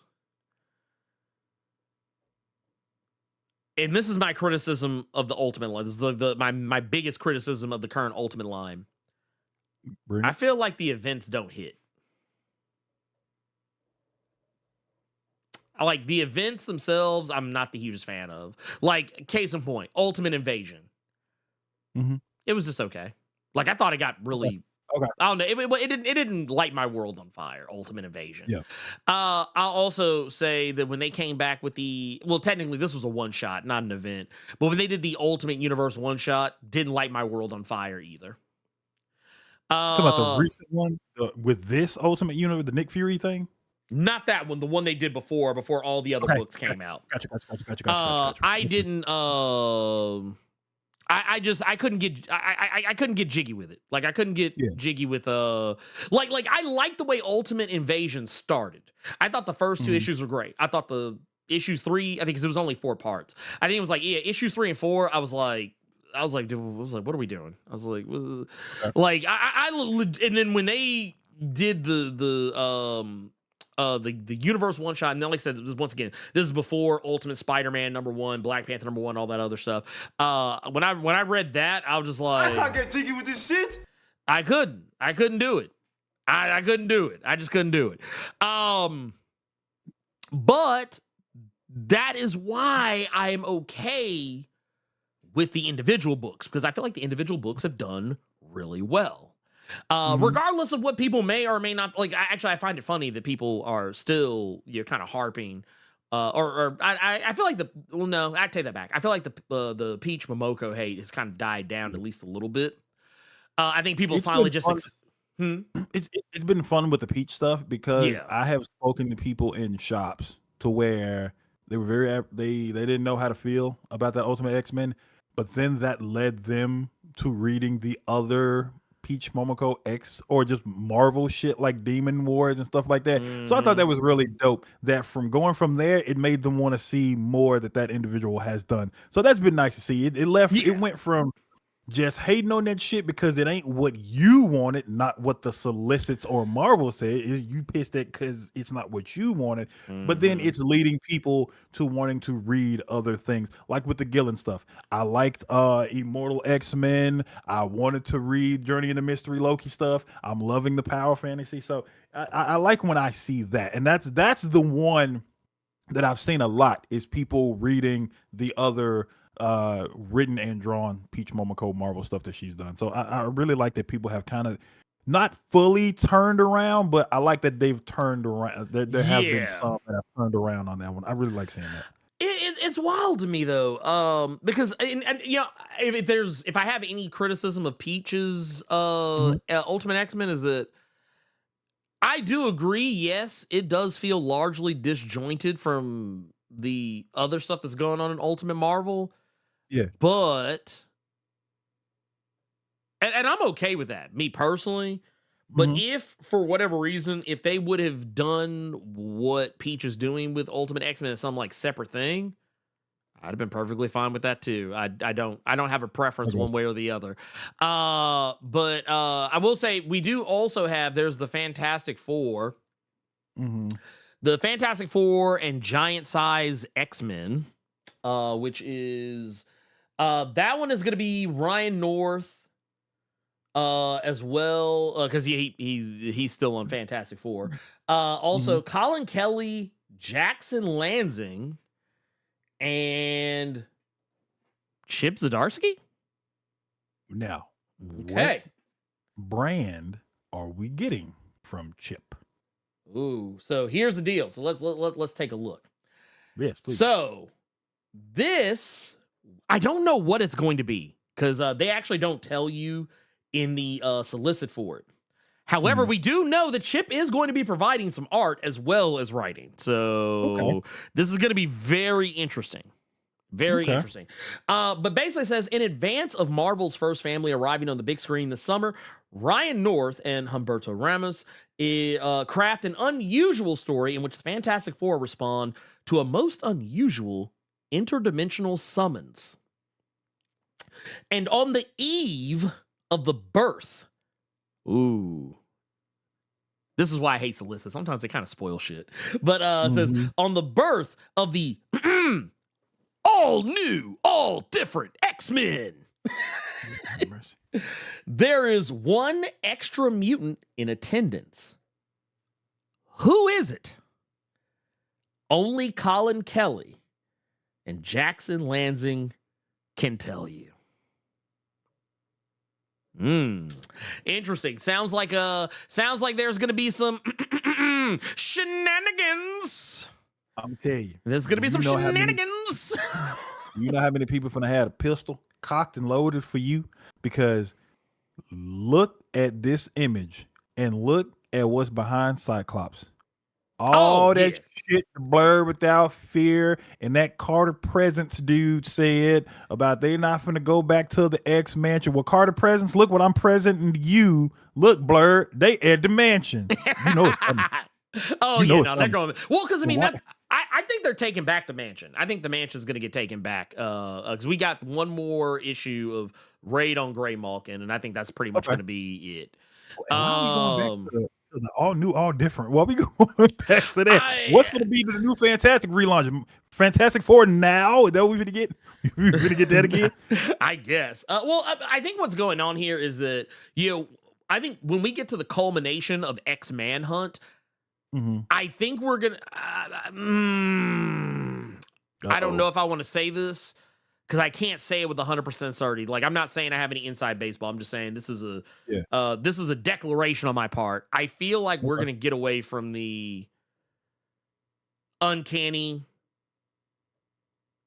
X-Men like being separate. Like, we're going to basically, because right now the X-Men are divided. And I feel like all of this has been building up to, and what X-Manhunt is building up to, is the X-Men becoming a unified front. Like, not to say there won't still be like other teams. There might still be an uncanny X-Men book, or and then have an adjectiveless X-Men book. But I feel like that's kind of what it seems. I feel like it's really just going to be a way to have the two teams, but not have them be at war with one another or be distant from one another. Like, I feel like the family, like the band is getting back together. You know, the 5 heartbeats are reuniting, you know, or as much as they can. But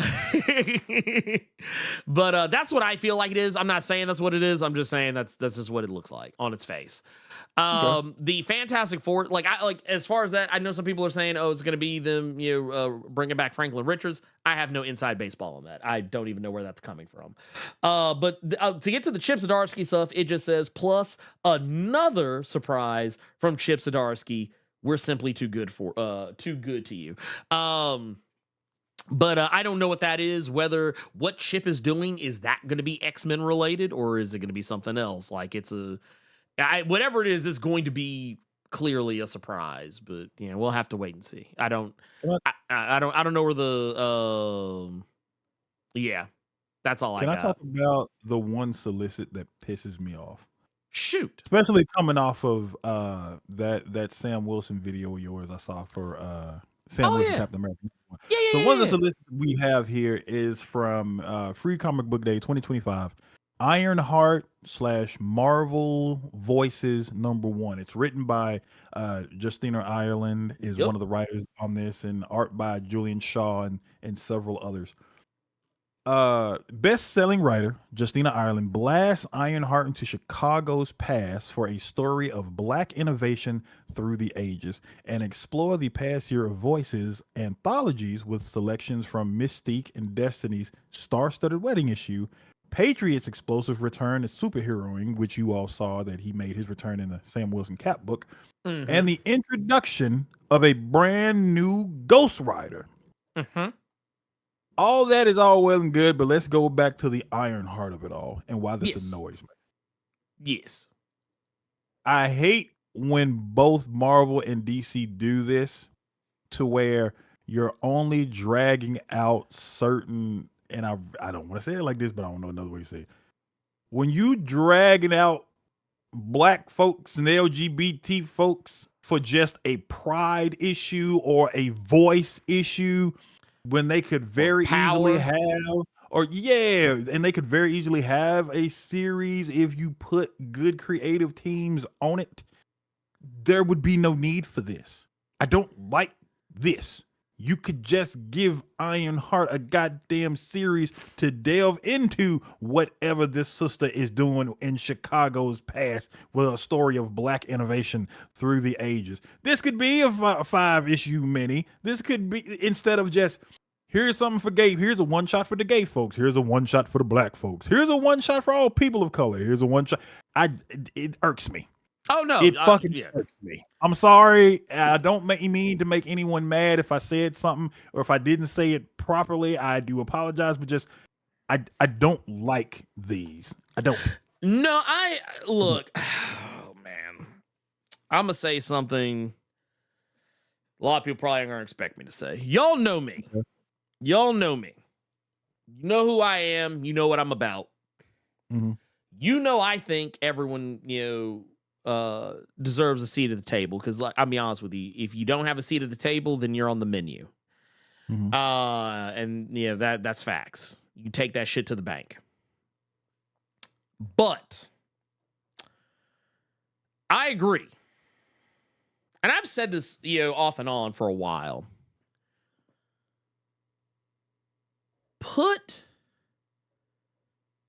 And I think I even said this in the Captain America video too, that just came out. I'm tired of people using the tired narrative, saying that, oh, there's just not enough.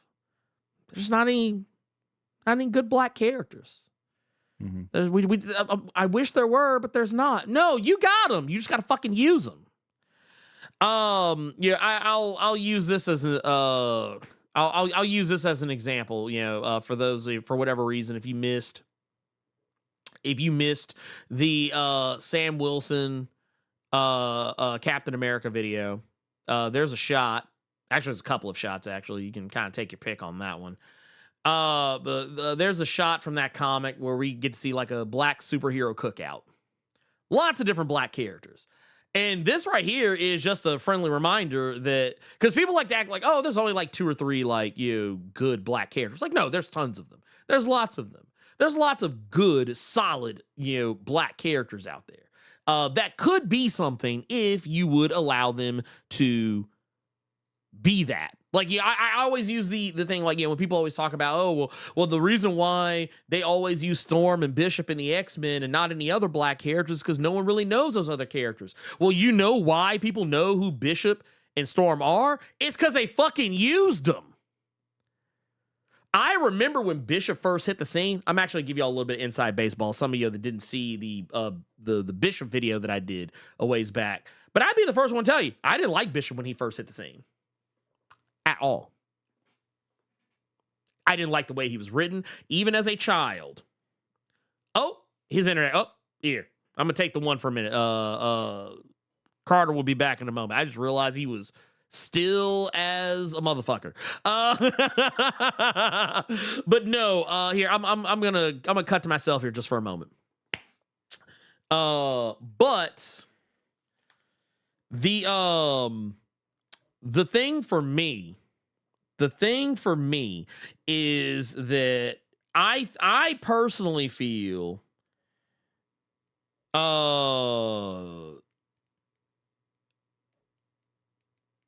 here, I'll miss. Okay, there you go. Just messaging Carter back real quick. But no, so Bishop, when he initially hit the scene, his character was depicted as a stereotypical angry black man. That was Bishop's character. He was always angry. He was irrational. He honestly, I mean, now to be fair, he was a guy from the future, so it's obvious that there's some things he's going to say that's going to make him sound like a madman. But the thing is, it was like, it didn't even make sense sometimes the way Bishop acted. Like, and it made me even more mad that I was like, dude, you have this cool looking black character. We don't get to see very many black people on the team, and other than Storm, and you're already making him this character that is so fucking annoying. And it took me a long time to actually learn to like Bishop. It took his character growing, like other writers coming along and actually taking care of him, putting him in safer hands, if you will. And yeah, if Marvel was willing to, and I don't normally like using these words, but if Marvel was going to take the time to shove Bishop down my throat, no matter how much I disliked him as a character, until I eventually just grew, basically effectively pulling a John Kent. You gonna like John Kent. They said the same thing in Marvel. You gonna like Bishop, whether you like it or not. Yeah, that's basically what Marvel did. And eventually I grew to love him as a character. Now, granted, they made me dislike him later when he broke bad and started acting a whole fool. With all the stuff going on with Messiah complex and all this, like the whole time that the motherfucker was in that shit, I was just like, This is a sick Negro. I couldn't stand him. I couldn't stand Bishop again. Like, I was like, oh my God, it's the 90s all over again. So no, my whole point here is that you can literally, in here, I just want to, let's, can I bring this up? Just, I just want to zoom all this in. Look at this. Look at this. Look at that. Look at that. Look at that right there. Look at that. Look at all them black characters. Look at all that black excellence right there. And you're gonna sit here and try and tell me, you're gonna sit here and try and tell me that we don't have any viable black characters? Bullshit, we do. I see some people asking about the t-shirt. I'll be honest with you. I bought this shirt like 5 years ago. I don't know if it's even still like a thing, but yeah, this is the shirt. It's got a lot of black superheroes on it. If I can find a link to it, I will share it. But like I said, it was a long time ago. I have quite a few of those. Actually, I shouldn't say anything about that. largely because I can't. It's a promise that I can't 100% deliver on. Let's see. I'm trying to see if I can actually find the shirt. Let's see here. Yeah, like I'm not seeing it on here anymore. It's so okay. I guess I'll say it. I'll say the thing. It's why not say it? So a ways back, I had an idea. To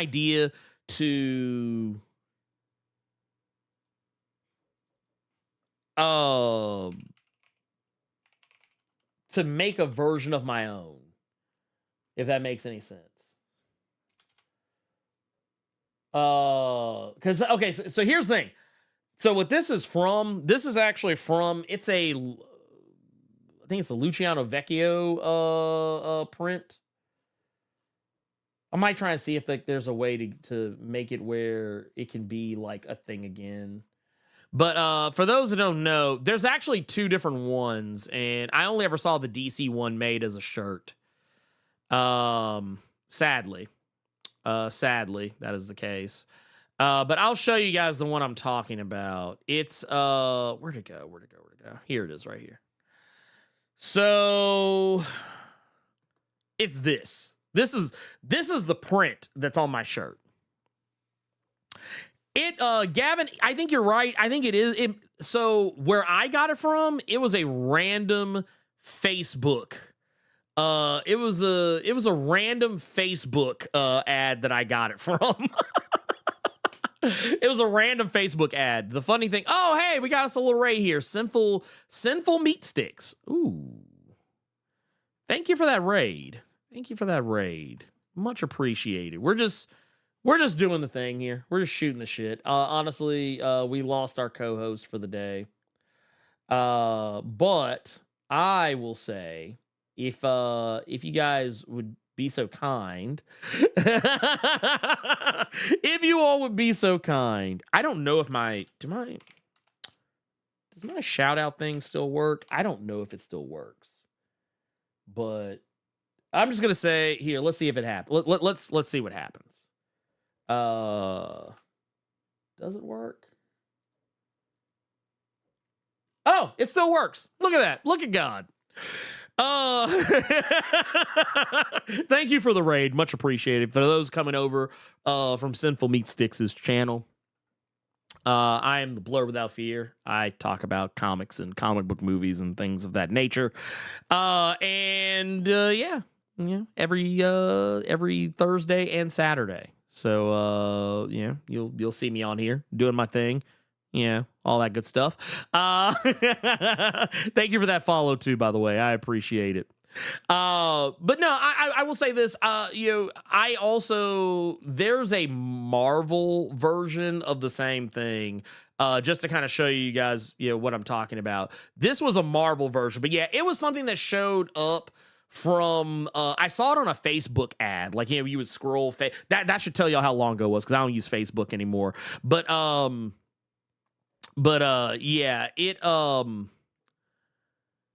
was scrolling by, saw a t-shirt with the design, and I just bought it. That was back then. But I thought about drawing one of my own. So yeah.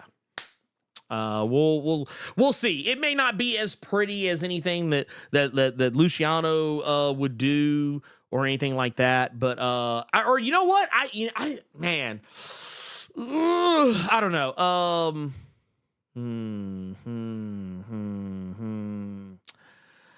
Yeah, there's a combination of it as well. And I also have another shirt. Yeah, there's this one that you probably see just about everywhere. That's another version. And I also, there's another one that's actually like all the female superheroes, all the women. And then there is another one, like when I say all the women, I mean like all like the black women. And then there's another one that's just like women in general, and LGBTQIA plus, and so on and so forth. There's lots of different. Luciano's done multiple, and they're all fire. They're all fire. Yeah, Carter got like his the internet cut out of him. I think they're working on stuff in his area. I can't say with 100% certainty. So there's a very strong chance I'll be flying solo for the rest of the show. But yeah, we'll see. I have like some early stages. Some early stages stuff where I was trying to put together something of that magnitude, like every black superhero, so on and so forth, or like every black X-Man character. I wonder if I should show this, because it's not finished. It's nowhere near done. I tell you what, fuck it. I'll do it. I'll pull this up just so y'all can see it. It'll take like a split second. But here, let's do this. Let's do this. I'll just to kind of show you like this. Look, don't flame me too hard, okay, y'all. Don't flame me too hard. But this is something that I was working on last year that I kind of slick forgot I was working on, and I guess we'll get back to it at some point. But this right here, I wanted to do one where like a lineup of every black superhero. I wanted to do Marvel, DC, but I'll be honest with you, there are so many. There are so many, which is why it also pisses me off that we don't get more of these. But this was the start of it, the early beginnings of it, and I just never got back to it. But I wanted to have like multiple different black superheroes and whatnot, and what happened. But we'll see. Oh, I think we got him back. Man, did we? You got me in a very, very ghetto way, and I don't know how long I'm gonna try and keep it because you are on my phone right now. Oh man, hold up. Let's see. Oh man, we got him. Yeah. Look. No, you half-ass got me. I half-ass got you. God damn. Carter. Yeah, I don't know what's going on over there. So like, was it like? Because at first I thought it was like I thought like the power had got you, like maybe the power blinked or something like that. But well, shit. That's what I think it was, and then the entire internet just went out. Period. Oh damn. So I have no internet right now. This is all phone network right now. Oh shit. Okay. Well. Yeah. So I don't know. FaceTime Carter. Yeah, truly. This is truly FaceTime Carter. I man. don't know how long I'm gonna keep it. Yeah, I might just let you do the whole thing, brother, and just do audio right now. All right. Okay. All right. Yeah. Okay. Here we go. Let's do that. Let's do that. We can. I'll tell you what. Here, let's do this. We have got. We're I tell you what. Here's how we're gonna do this. I'm not gonna make you hold on like that. We're gonna fly through some shit. So Okay. first and foremost. I want to hit up, first off, shout out again to Simple Meat Sticks with the raid. Also, John Stewart out here with a 10 over on the Streamlabs side says, I enjoyed the interview, Mr. Ernie Cumberbund. A little inside joke from the Lion-O stream. Says, I mean, Blerd without fear. And did that Ninja Quinn just give us the definitive version of Marcellus Hennessy? Or was that Muhammad X? Get them lights up before the elevator music starts. I don't like that people remember that. I really don't like that people remember that. Hey, I mean, that means you've been here a minute. If you you done been up in here a while. If you remember Marcellus Hennessy, if you remember the Marcellus Hennessy arc, yeah, you'd have been in this motherfucker a minute. You'd have been in this motherfucker a while. I guess real quick. Who's recommended is it mine or yours this week? It's yours this week. Oh, well then that's easy. Boom. What Carter sent me. The Benjamin Percy Green Arrow, which is to me, by my estimation, the best fucking Green Lantern, not Green Lantern, but Green Arrow that you can fucking read. I know a lot of people could say that's sacrilege because of the classic years, but no, this is my personal favorite Green Arrow. Like there were two books that were my personal favorites in the DC Rebirth era. It was Green Arrow and Hal Jordan and the Green Lantern Corps. It was almost like we were back in the day again. But yeah, this book is quite literally, it is all about Oliver Queen being the ultimate SJW. Like these words are actually used. That terminology is actually used in this book. But no, he's out here trying to shut down bad actors in the corporate space, but also trying to take down a new clandestine organization, the Ninth Circle. And also doing so with the help of stalwart companions like the Black Canary, as Diggle. Diggle gets in on the action, as well as a litany of other characters. But also, in this one, I don't know if they actually get to. Yeah, I don't think they actually get to this part in the because I think this is just, let me see, what is this? This is the first. Yeah, this is the first 11 issues. So, like, they don't get to some of the stuff where there's an arc that comes later called Hard Traveling Hero, where it's just him bumping into all the various different members of the Justice League that Green Arrow was known to pal around with, like Green Lantern, Flash, so on and so forth. And that part's really good. It's not that part's not in here, but I freaking love it. It's fantastic.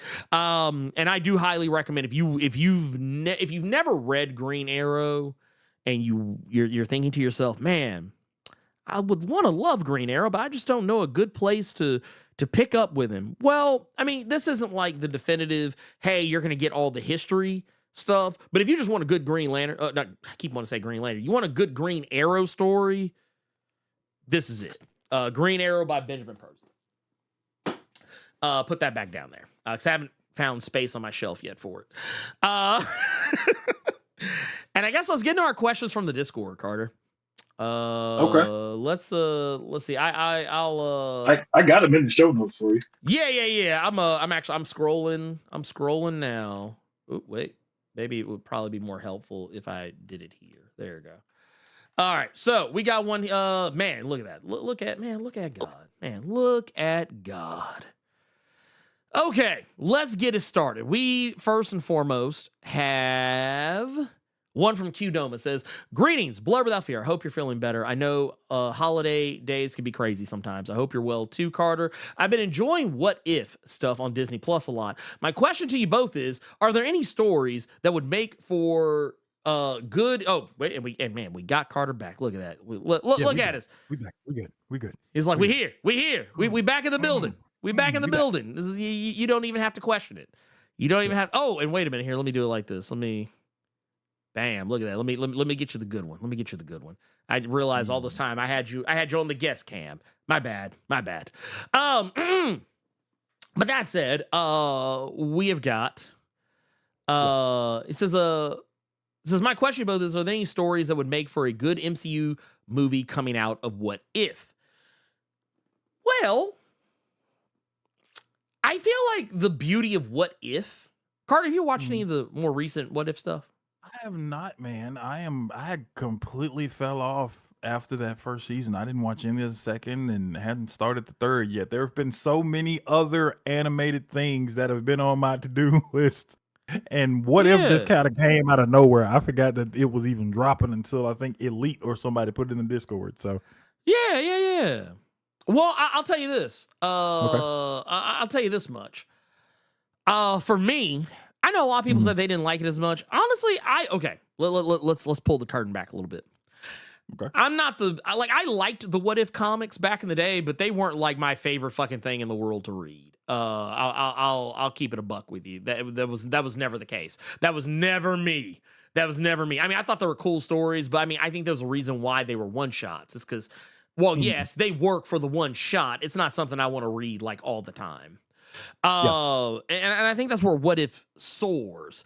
If there was any one story I would like to see like fleshed out more, definitely the I think it was towards the end with Storm. That stuff was cool. And then the whole the Exiles stuff. And and the buddy cop. The buddy cop they did with Red Guardian and the Winter Soldier. I thought that was real. Like, honestly, I mean, and to be fair, we're getting that in Thunderbolts more or less. I think it sounded like we're getting that in Thunderbolts. But like in that episode, it was just Red Guardian. It basically what they did. So I'll give you the setup on this, Carter. So you remember the scene from Civil War where they show Bucky pull up on Iron Man's parents and he's getting ready to assassinate him. So in this one, Red Guardian stops him. And they end up becoming partners as a result. Like it's reluctant partners at first, but then like it's that kind of Lethal Weapon, Bad Boys kind of vibe, and then it kind of grows into it was really good. I thought it was like I was like, dude, this should have been a movie. This actually could have been like I said, I know Thunderbolts, duh.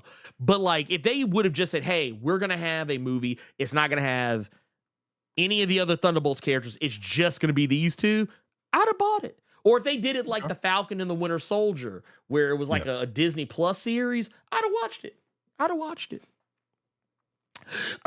That said, I guess, all right, this next one here from Flomanim.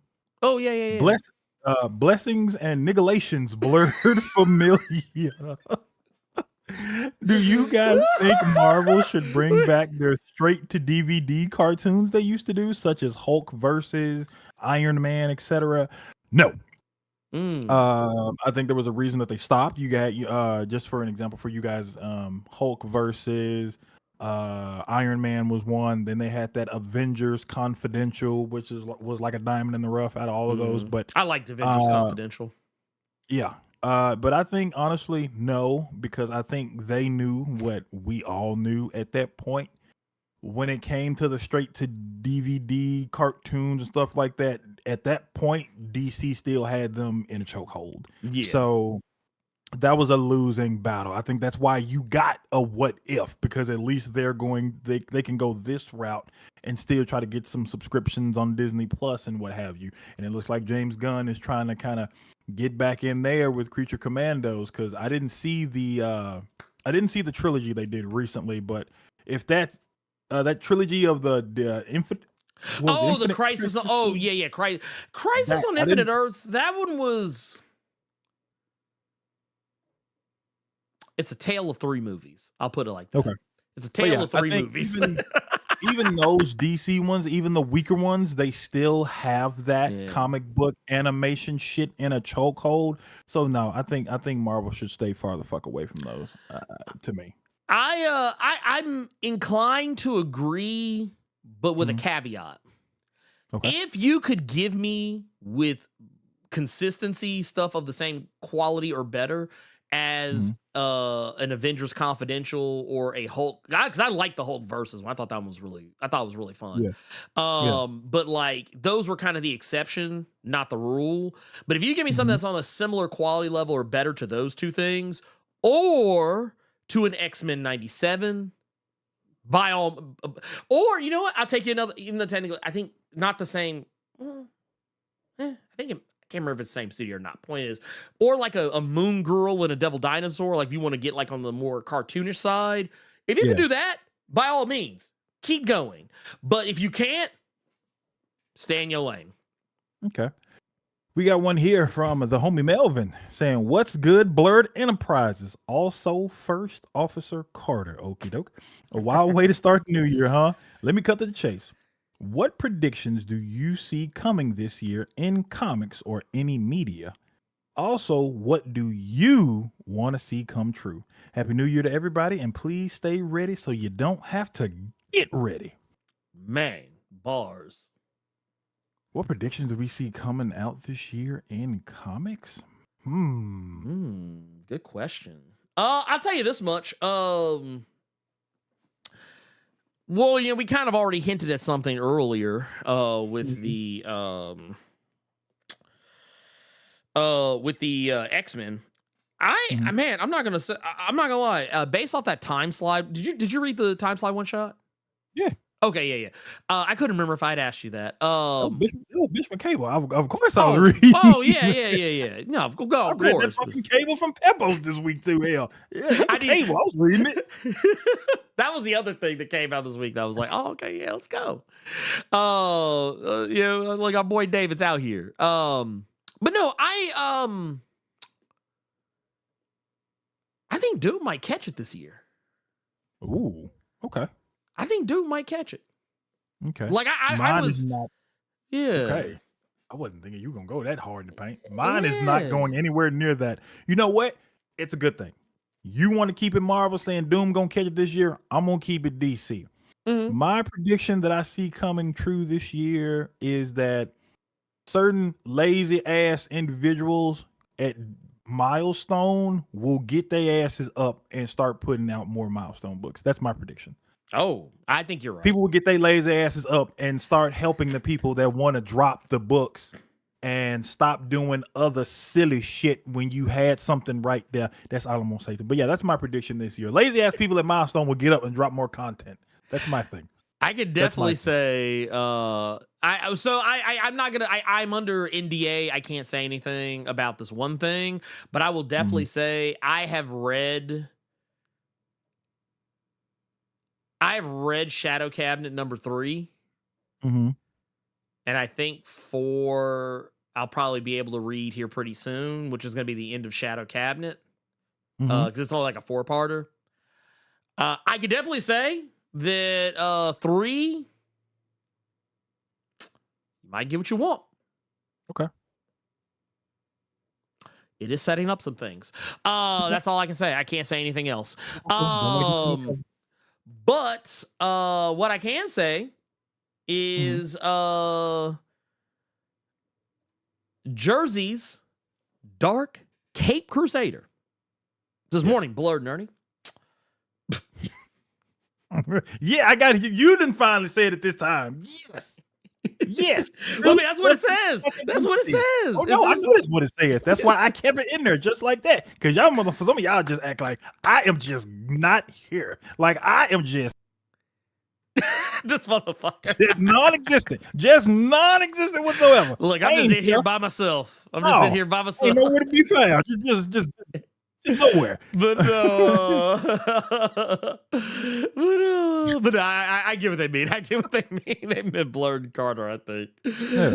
Says I have returned from my hiatus. Reason my sleep schedule was out of whack. So here is my question: what is your wish list of Marvel characters from Marvel Rivals, and role do you want them in? That is all. Happy New Year and have a blessed Saturday. So we already know. I mean, I think the studio finally just came out and said the shit because it was the worst kept secret ever, that the Fantastic Four was coming to the game. Yeah, that's apparently all 4 of them are dropping in season 1. Yeah, and I think, did they say anything about, I know, because I mean, obviously the Fantastic Four, did they say anything about Doom? No. Okay. No. They might showed you Doom. They showed you the Fantastic Four, and they showed you the new map that had a red sun with some bats in the background. It's part of that new map. So this is supposed to be Svartalfheim? Don't know. It might be something. Because it still looks like New York, but at the same, maybe it's trying to reference Blood Hunt. Maybe. Oh, yeah, okay, maybe I can see that. Because Blade, we know Blade is coming. We've already seen him. We just haven't seen him in game. We already know Ultron's coming as well. But Ultron. Wish list. Honestly. Oh no! Right now, are you still playing Ryan? Ernie? Off and on. Off and on.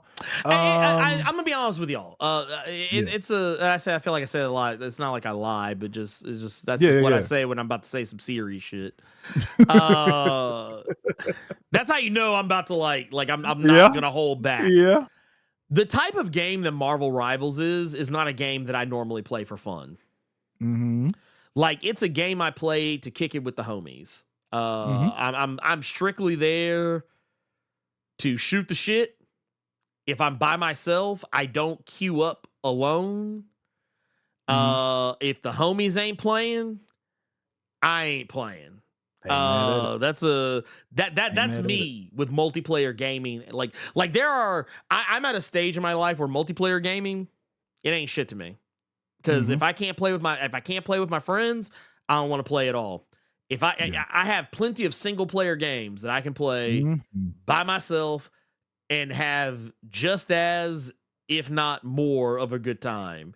So, and I will also point out the role that I play on Marvel Rivals more often than not is as a strategist. So it's not like I'm playing a role that's going to get a lot of fanfare unless I'm not doing my fucking job. I can say strategist, man, especially like Adam Warlock, somebody hitting like freight trains. But just to answer your question real quick, I give you one just off rip to the surprise of no one. Sentry, Blue Marvel, those would be two good ones. For me, this is probably going to be to the surprise of no one. Captain Marvel is a Vanguard. I would like to see.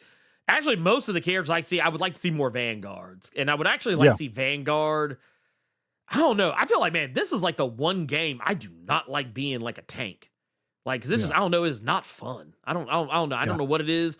I like Captain America was okay. Like, I finally kind of figured out Captain America and Doctor Strange. But by and large, I have not had very much fun with any of the Vanguards. So give me like a Captain Marvel, a Blue Marvel, give me a Colossus or something. The Thing's gonna be a Vanguard.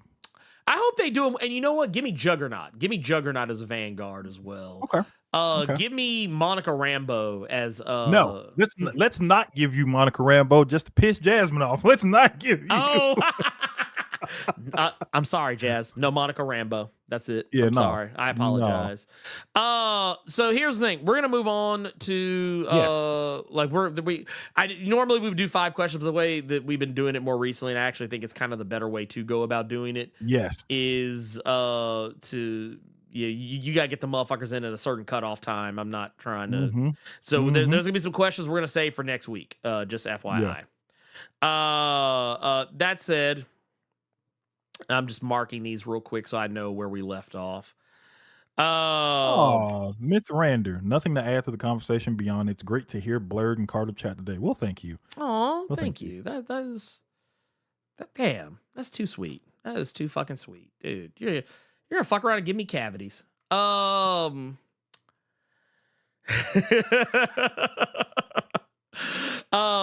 said, let's see. Where did it go? Look at that. Look, I know. I just wanted to highlight that because that was very sweet. That was so sweet. Thank you. Yeah, it was. Let's get to our questions. Okay, so that one can. Let's see here. Actually, you know what? That is kind of the same question. Stay where it's at. That's what I heard coming. That question can stay where it's at. Well, no, it was. I was reading. I was like, they were kind of the same question, more or less. Okay. Well, I tell you what. Here. I'll actually do this one because I think this is actually a very good way to tackle this. First, let's answer this one. Rough Rider says, "Can your boy get back in the Discord?" You of course can, sir. I thought you were already there, weren't you? Yeah, that's what I thought. Weird. Well, I mean, the link the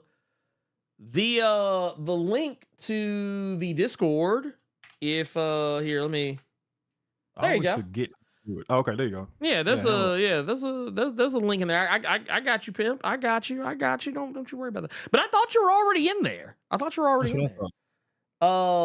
know you had a different screen name, but I don't. Yeah, there you go. Yeah, get back. I remember the screen name because it was different than the YouTube stuff. I remember that. Right. Yeah. Oh, okay, got you. Okay, so here's what we're gonna do. I tell you what. We'll do this. I get you a fresh link. How about that? Okay. I get you a fresh link. And then while I get you the fresh link, and here I'm gonna make this so there is no limit on this.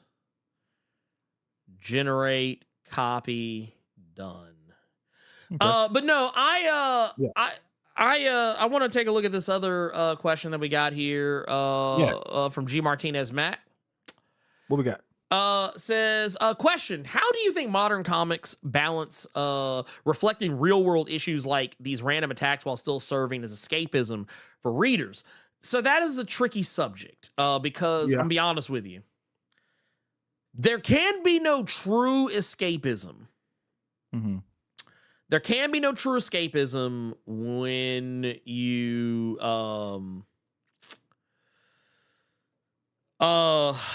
when you reference the real world. Yeah. Okay, here. So now, hey, Rough Rider, try that link I just put in the Twitch chat. Okay. And and this link I will put it in all future stuff. So yeah, don't y'all worry your pretty little heads. But no, I feel like the trick to it is you have to have a careful hand with it. Okay, I'll tell you let's see if I can use this example without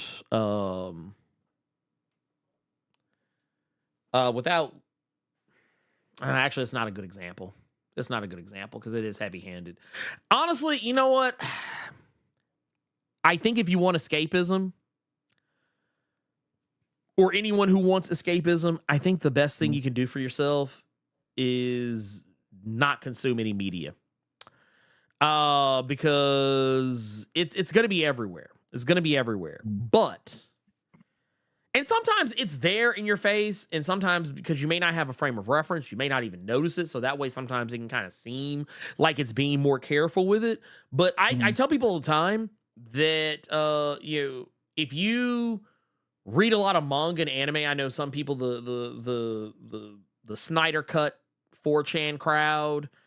They always love to talk about how manga and anime isn't woke. It doesn't even bother with political messaging. Well, the reason why they think that is because they don't know anything about Japan.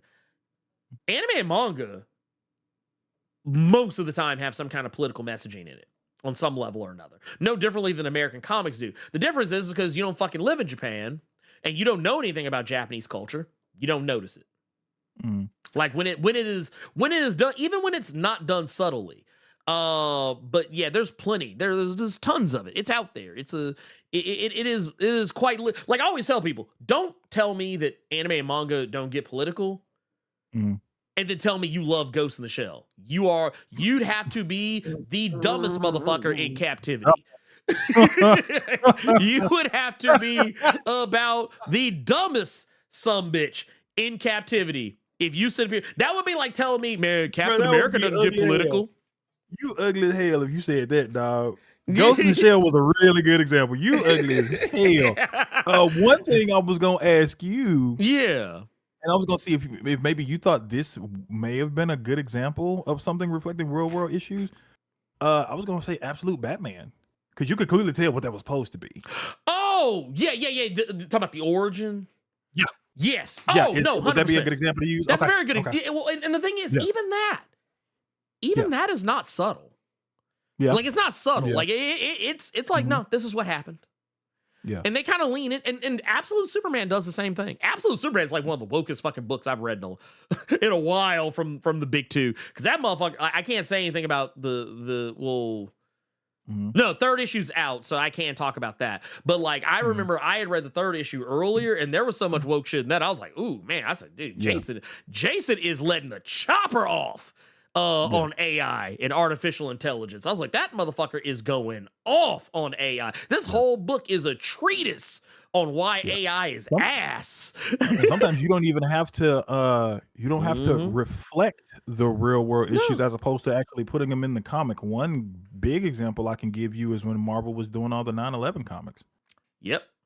With the superheroes being down there helping everybody and stuff like that. So sometimes you don't even have to reflect it. You can just do it and try to give people an example of trying just to, if they can do it, you can do it, just to give you that little bit of since we keeping it Superman here, just that little bit of hope, if that makes sense.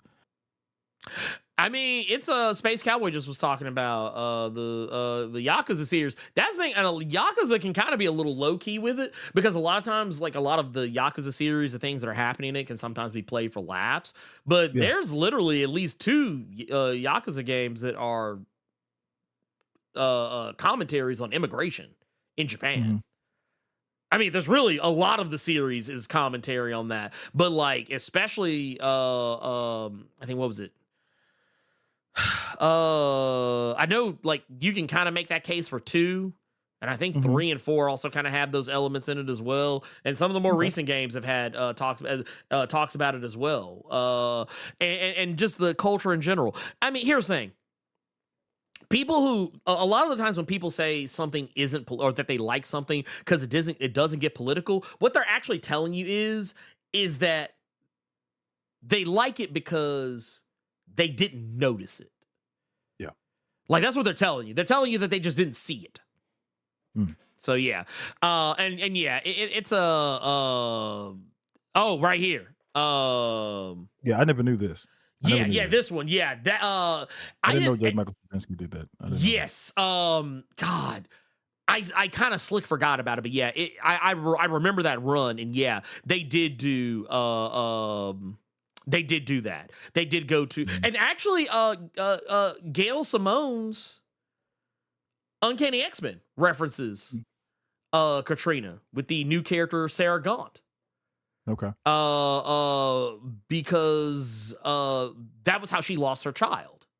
She lost her child because she was on the roof. She was on the roof of her house during Katrina, and she was holding onto the roof and trying to hold onto her kid. And obviously the levees broke, and the water's just flooding in, and her child got washed away.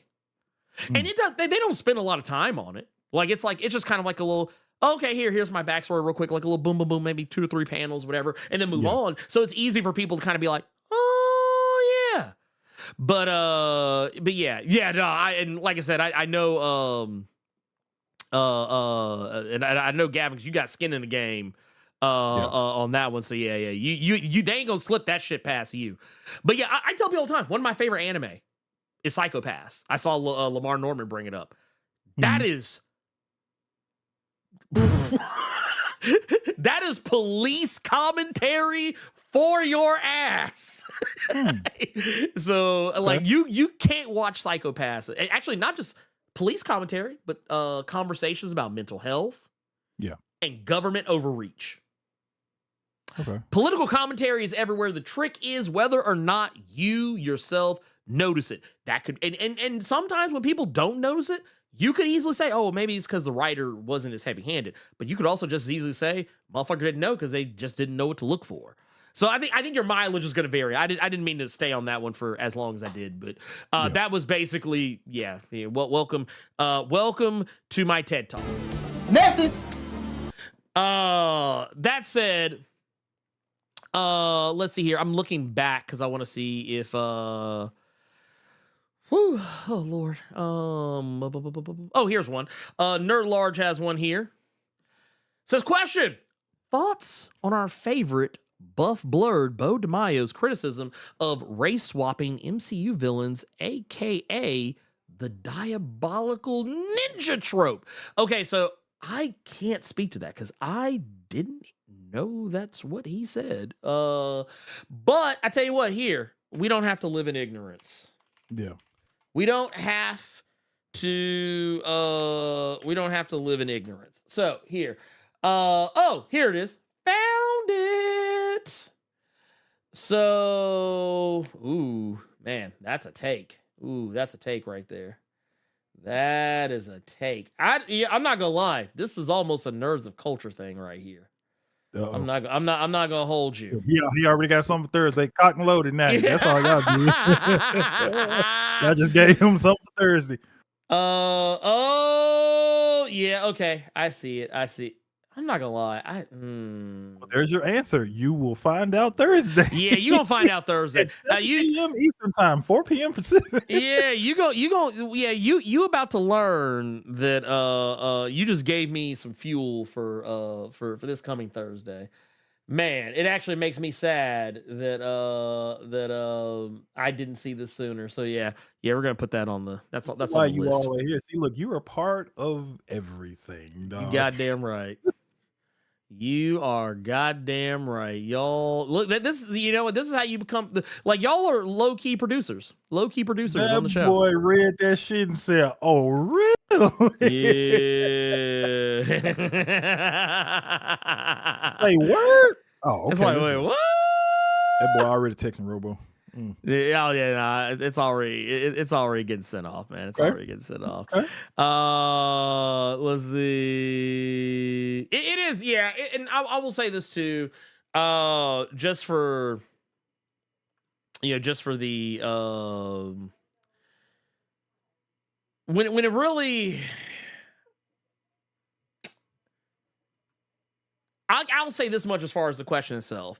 I don't really have so much a problem with race swapping white characters that, especially if they're if I don't want to make sure I say I put this if here. Yeah. If it was a character that was created like back in the 60s, 70s, whatever, 50s, whatever, back in a time where black characters were not being created, I don't really have much of a problem with that in and of itself. But when it comes to like, if it's like, oh, we're specifically taking villains and race swapping, I think there's a point here where let's see here. He basically brings up like Kang, High Evolutionary, Norman Osborn, Electro, Baron Mordo. I mean, I'll really keep it a buck with you. I don't have a problem with any of those being race swapped in so much as that. Like largely because most of these characters were created a long time ago, and they're not coded white. They were white, but they weren't coded. Like, them being white is not a part of their coding. Like, it's not baked into the recipe. It's kind of the same way I feel about like a character like Mary Jane Watson Parker, or just Mary Jane Watson. She's not married to Peter anymore. But it's how I feel about her. It's like when they cast Zendaya, I was like, there's nothing about MJ that just specifically says she has to be a white woman. I mean, yeah, she's a redhead, but yeah, black people can be gingers as well. That's a thing. But no, I say that. But for Norman, and I think this mostly came up because of the Norman Osborn stuff. Personally, you can't sit here and tell me that motherfucker showing up with his wave game on 50 million. Hey, okay, let's be real. No white man had waves like that. Let's just keep it a buck. Ain't no white man actually had waves like Norman Osborn. You lie, and the truth is not within you.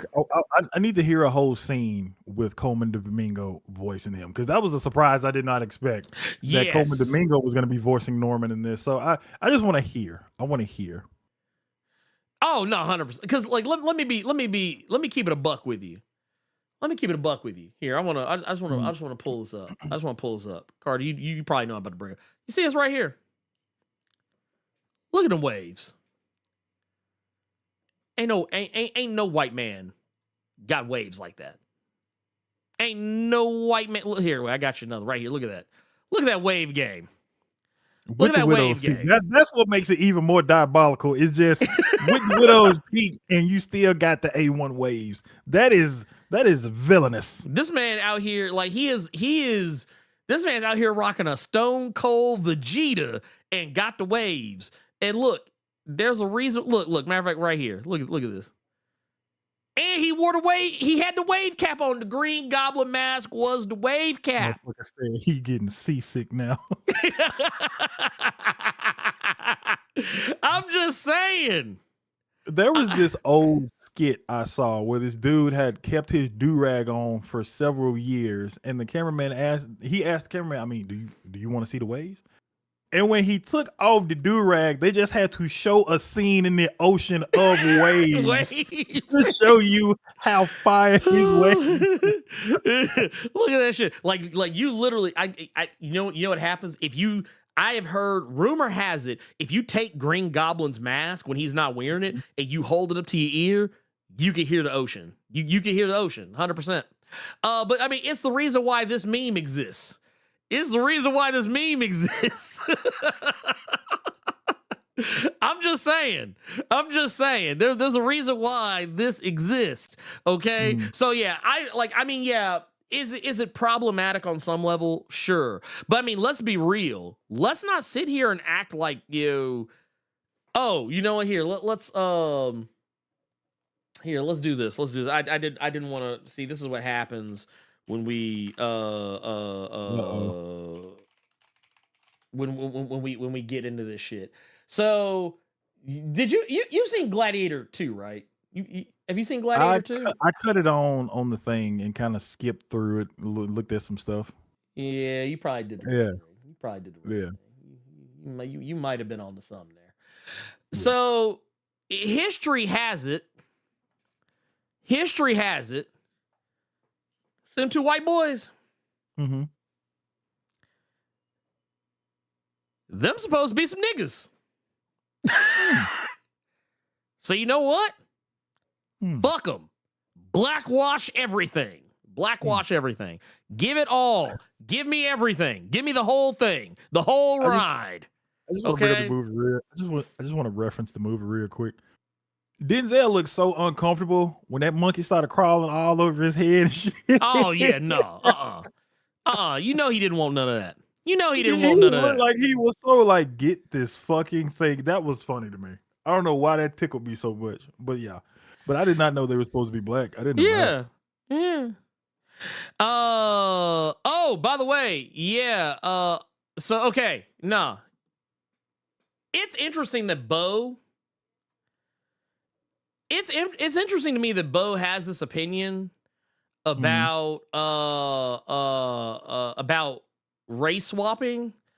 Because I want to point out something. I actually want to point out something. You bringing that up, here, Alex, you have no idea what you just started. You have no idea what you just started. Uh-oh. You have no idea. What does this mean? So what does this mean? So you're talking about the whitewashing of Sunspot. Y'all know your boy Sunspot out here. Yeah, So here's the thing. So yeah, he was actually so Sunspot's supposed to be like a whole Afro Latino. A whole Afro Latino. Like, I don't mean like it's speculation. I don't mean it's speculative. I mean that's just what the fuck it's supposed to be. It ain't a question. It's not a question. It just is what it is. Okay. Like, that's not like, this is not me making stuff up in my head. It's not me keeping a head canon. It just is what it is. The man's dad is a whole Negro. The man's father is a whole Negro. Yeah, we got this motherfucker out here looking like, look, I don't know. I don't even know what. Look like this could be like he could be some kin to Selena out here. So no, the kiss my ass. If Bo was fine with the de-niggification of Sunspot, he'd kiss my ass. He'd kiss my ass on that shit. I'm gonna need him to hold up. Look, Bo, you my boy. I love you to death. I love you to death. But you got to learn to love yourself. You got to learn to love yourself, brother. You got to learn. Look. This is a sick Negro. I'm just saying. I love you to death, Bo. I couldn't make that the Spotify title and it not get taken down for whatever reason. I'm just saying. I am just saying. Look, I I don't know who needs to hear it, but Sunspot is a whole Negro. Okay. The man, look, I don't know. I don't know how else to express it. You ain't really got to go no further. You could have just said niggification and then bye. I'm just saying though, like, you know, people out here acting like, no, man, people out here acting like like this is, I mean, you can't, like, I'm sorry, but it sounds kind of, I'm not gonna lie, it sounds kind of fucking foul when you're sitting here, preaching about, justice for all the black men who got jobs in Hollywood playing characters that were normally white. But then you just sat up here. Not only did you not get an Afro-Latino, not only did you not make Sunspot Afro-Latino, not only did you not make Sunspot Afro-Latino, you also got the whitest Brazilian man you could find to be his voice actor, which, I mean, to be fair, I'll let that slide, because let's be real, I don't think anyone would have known or noticed had it not blown up on Twitter that was the case. However, I want to bring up something else. We get to see Sunspot's mammy in this show. Now, I want to show you something, Carter. I want you to get ready. That's his mama on the show, right? That's his mama on the show. Okay, I hear you. That's his mama on the show. I didn't ask the question. Don't yell at me. I didn't do it. I'm sorry. I apologize. Sometimes I just get like this, man. I'm sorry that I am this way. I apologize. That's why I'm laughing at the chat right now. Y'all done got Ernest started. He ain't gonna wait till Thursday. No, I'm kind of slick mad. I'm not gonna lie. I'm kind of high key upset. Do you want to call Robo now? You want me step away? You want me step off? No. You good? You good where you at? No, you good where you at? But I mean, no. What? Oh no, I'm tripping over you now. Oh, y'all, they got heat. You know what's bad? I knew it when he started reading it and said, "Huh." Well, no. So I just want to pull something up. I want to pull up a picture. I want to pull up a picture, Carter, because I want to bring up a picture. We're talking about blackwashing white characters. So Bo's out here. I see what. You know what? I'd rather have a conversation with Bo about that before I make that accusation. But we got him sitting up here talking about how. And no, fuck that. Fuck that. I want y'all to see. I actually want you to see what he said. I want you to see what he actually. I'm gonna pull this over here. Here, let's pull this over here real quick. Question, what he said. Why does Ernie hate Bo DeMayo now? Right? Why do I hate Bo DeMayo all of a sudden? So no, here's the thing. Right here, it says, here, let me rephrase. Hey, Marvel Studios, please stop race swapping white villains to black people. It reads funny. Kang, High Evolutionary, Norman Osborn, Electro, Mordo, and so forth. And let's see here. I'm trying to see where this is something that's something else. This is right here, but this is where the focus is. So I want to pull up something here. This is Mammy, right? This is Sunspot's Mammy on X-Men 97. Okay, cool. Whole Latino woman, right? Okay. What's this?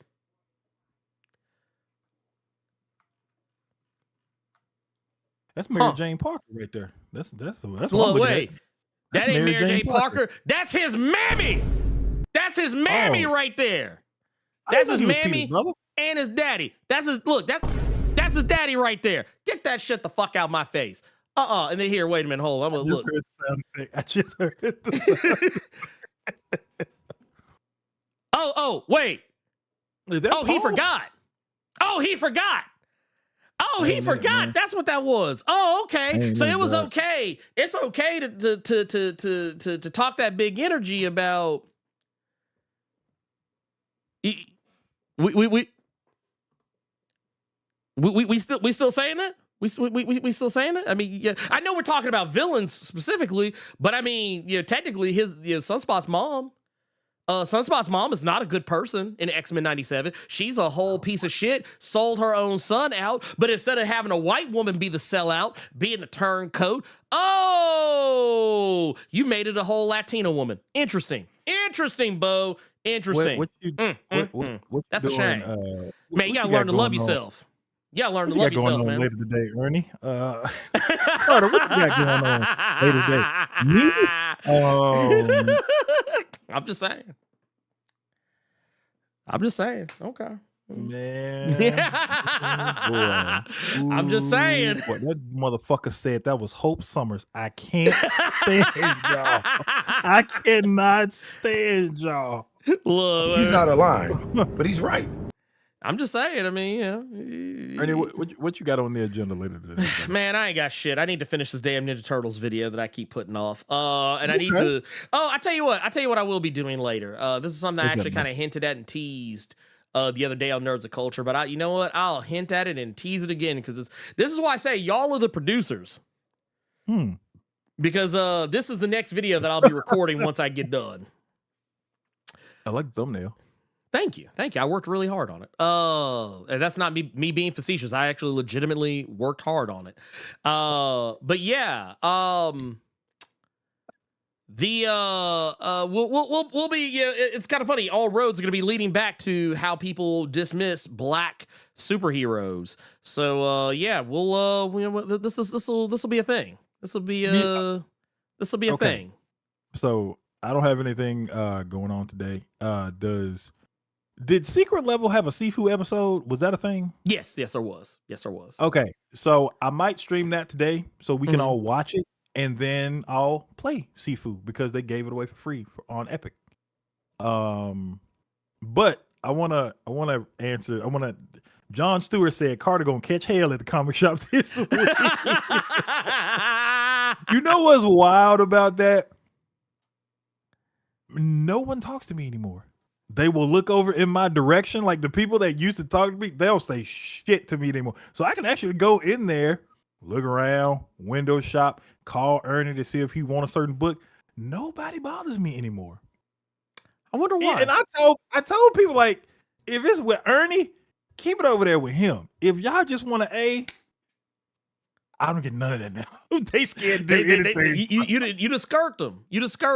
No. You skirt. Nah, I ain't say shit. I kept my mouth shut, okay? But yeah, I have noticed some of y'all that are in this chat right now. Y'all just look and then just keep on about your business. Y'all can speak. Y'all can say, hey, I just said if y'all mad at him, keep it with him. Don't bring that shit to me. I'm just going to call him so he can hear me cuss you the fuck out. But that's all. Yes. And actually, yeah, for Yayo clips, yes, it always works.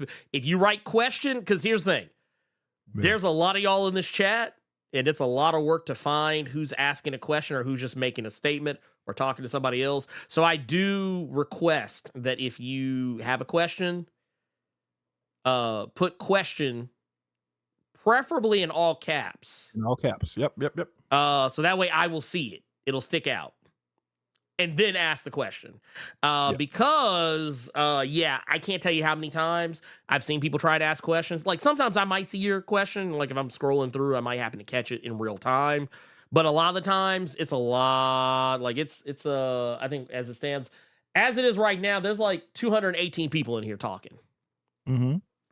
So, as you would imagine, it's difficult to keep up. But that said, real quick, on the way out the door, as we get out the door, I do want to say shout out to XTriv over on the Streamlabs side, hooking us up with the 1999 super chat. Says, Happy New Year, fellas, and today is my birthday, 47. Can I get some bombs drop? Hell yeah, 47. I heard that. Happy birthday, brother. Woo! 47 years young, my guy. What is good? 47 times you done played the no pull-out game and successful. I hope every time. Happy birthday, bro. Happy birthday. Is it? And we also got Romy Forever out here with the 44 months in a row in the Blerd Club Diamond Mine. Says Norman Osborn is the only man who has so many waves he can go surfing without water. Man, you ain't lied. That man, you look, that's his nickname now. Beach Boys. That's his name now. That motherfucker is just on the surfboard. Surfer Boy. That's his name. On the waves. Thank you for that love in the Blerd Club Diamond Mine. I appreciate it so much. Wrestle King. Yeah, Wrestle King. You know what? I'm not gonna lie. I'm gonna be watching Wrestle Kingdom after the fact because you know.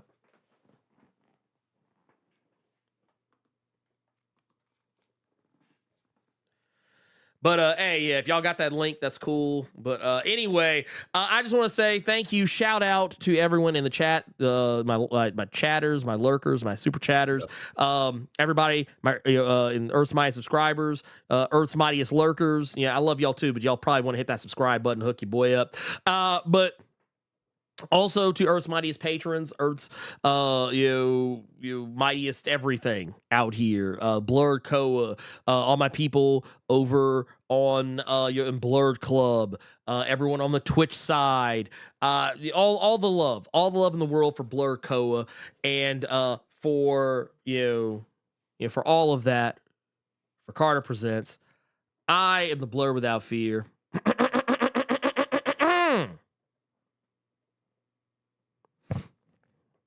Uh-oh.